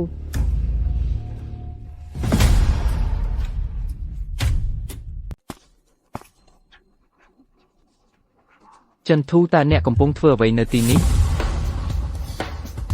សូវ៉ាន់អ្នកយល់ច្រឡំហើយឈ្មោះរបស់នាងគឺស្រីរតមកពីសាលាបណ្ដុះបណ្ដាលសញ្ញាបត្រคล้ายៗខ្លះតើនាងអាចជាចិនធូដោយរបៀបណាទៅខ្ញុំយល់ច្រឡំចិនធូគឺជាកូនព្រាហ្មណ៍ដ៏ល្បីល្បាញបំផុតនៅសាលារបស់យើងកាលពីដើមមិនថាពីទូរការប្រកួតប្រជែងនាងគ្រប់គ្រងគ្រប់យ៉ាងបានយ៉ាងល្អឥតខ្ចោះនាងជានិស្សិតឆ្នាំបំផុតនៃវិទ្យាស្ថានបច្ចេកវិទ្យាកំពូលនិស្សិតឆ្នាំអាហារូបករណ៍ពេញលេញលិខិតសម្គាល់คล้ายៗនោះជារឿងកំប្លែងធំជាងគេដែលខ្ញុំធ្លាប់ឮយើងទៅតែចំអកទេពកោសល្យម្នាក់នៃវិទ្យាស្ថានបច្ចេកវិទ្យាកំពូល តើនេះគួរឲ្យអាម៉ាស់ប៉ុណ្ណាមិនអាចទៅរួចទេអ្នកកំពុងកុហកនាងមកពីសាលាបណ្ដុះបណ្ដាលសញ្ញាបត្រคล้ายៗ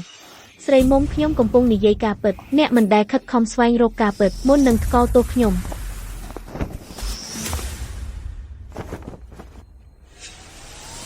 ស្រីមុំល្បិចតូចតាចរបស់អ្នកកាលពីមុនដោយគោរពឪពុករបស់អ្នកខ្ញុំបានឲ្យវាកន្លងផុតទៅប៉ុន្តែចាប់ពីពេលនេះទៅគ្រូសាតារាមិនចង់ពាក់ព័ន្ធជាមួយអ្នកទៀតទេ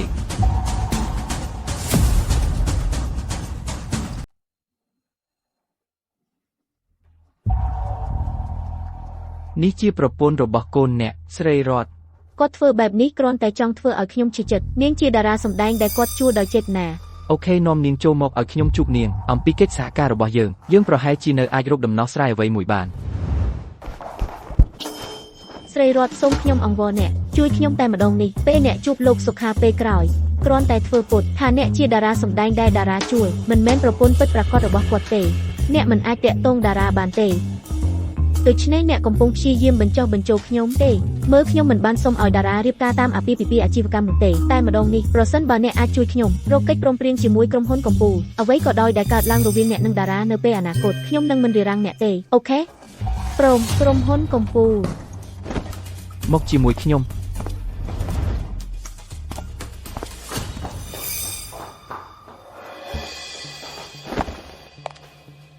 លោកសុខាខ្ញុំសូមទោសយ៉ាងជ្រាលជ្រៅម្ដាយខ្ញុំបានបកស្រាយចេតនារបស់ខ្ញុំខុសទាំងស្រុងសូមឲ្យខ្ញុំបញ្ជាក់ឲ្យច្បាស់ម្ដងទៀតប្រពន្ធរបស់ខ្ញុំនឹងគឺស្រីរតហើយគ្មានអ្នកណាក្រៅពីនាងទេវាគ្មានអ្វីคล้ายៗទេខ្ញុំនឹងមិនប្រើប្រាស់អាពាហ៍ពិពាហ៍របស់ខ្ញុំដើម្បីរកកិច្ចព្រមព្រៀងអាជីវកម្មណាមួយទេតារាកុំប្រញាប់ឆ្លើយតោះស្ដាប់អ្វីដែលប្រពន្ធរបស់ឯងចិនធូត្រូវនិយាយ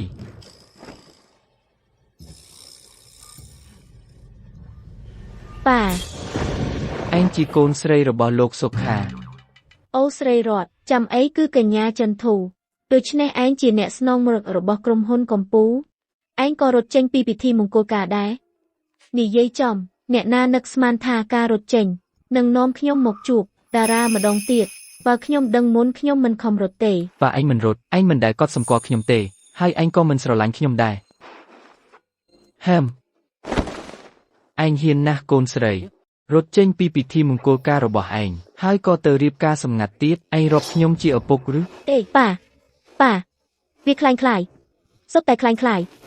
យើងមិនបានទទួលបានអាពាហ៍ពិពាហ៍ទេអញ្ចឹងស្រីរតដូច្នេះពេលណាយើងទៅធ្វើពិតឯងណាក្មេងហ៊ាននិយាយរឿងនេះទៀតផងរឿងរត់ចេញពីពិធីរៀបការនោះឯងនៅមិនទាន់ឲ្យការពន្យល់ត្រឹមត្រូវដល់ខ្ញុំទេហើយឥឡូវឯងចង់រៀបការជាមួយកូនស្រីខ្ញុំអូលោកសុខាមើលថារឿងទាំងអស់នេះត្រូវគ្នាយ៉ាងល្អឥតខ្ចោះវាជាវាសនាច្បាស់លាស់ណាស់ដោយសារកូនត្រូវគ្នាដូច្នេះអញ្ចឹងកិច្ចព្រមព្រៀងភាពជាដៃគូរបស់យើងកិច្ចព្រមព្រៀងអាជីវកម្ម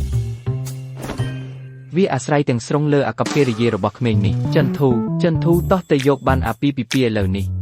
អូចិនធូនេះពិតជាអស្ចារ្យណាស់អ្នកទាំងពីរកើតមកសម្រាប់គ្នា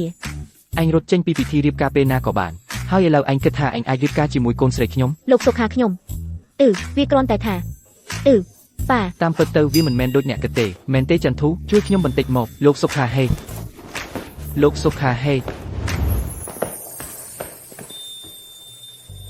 ចិនធូកន្លែងនេះជាកន្លែងដែលការបំផុសគំនិតរបស់ខ្ញុំបានចាប់ផ្ដើមនិងជាកន្លែងដែលខ្ញុំបានលាក់គំនិតជាច្រើនរបស់ខ្ញុំបានរចនាវាដោយខ្លួនឯងហើយធ្វើចិញ្ចៀននេះដោយខ្លួនឯងខ្ញុំចង់ឲ្យអ្នកដឹងខ្ញុំចង់រៀបការជាមួយអ្នកមិនមែនដោយសារភាពជាដៃគូអាជីវកម្មរវាងគ្រួសារយើងទេហើយច្បាស់ណាស់ថាមិនមែនដោយសារអ្វីដែលគេហៅថាវាសនាដែលកំណត់ទេវាដោយសារខ្ញុំស្រឡាញ់អ្នកតារាតើអ្នកនឹងរៀបការជាមួយខ្ញុំទេខ្ញ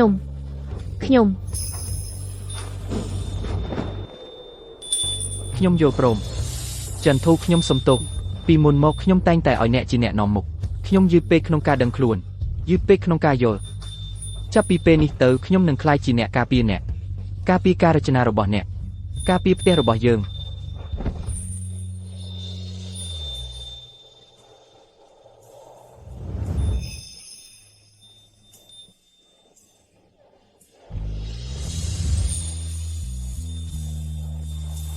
អូខេលោកតារាសូមមើលថែខ្ញុំអស់មួយជីវិត អស់មួយជីវិតរបស់អ្នកចន្ទូចូលមានសេរីភាពក្នុងការធ្វើជាខ្លួនអ្នក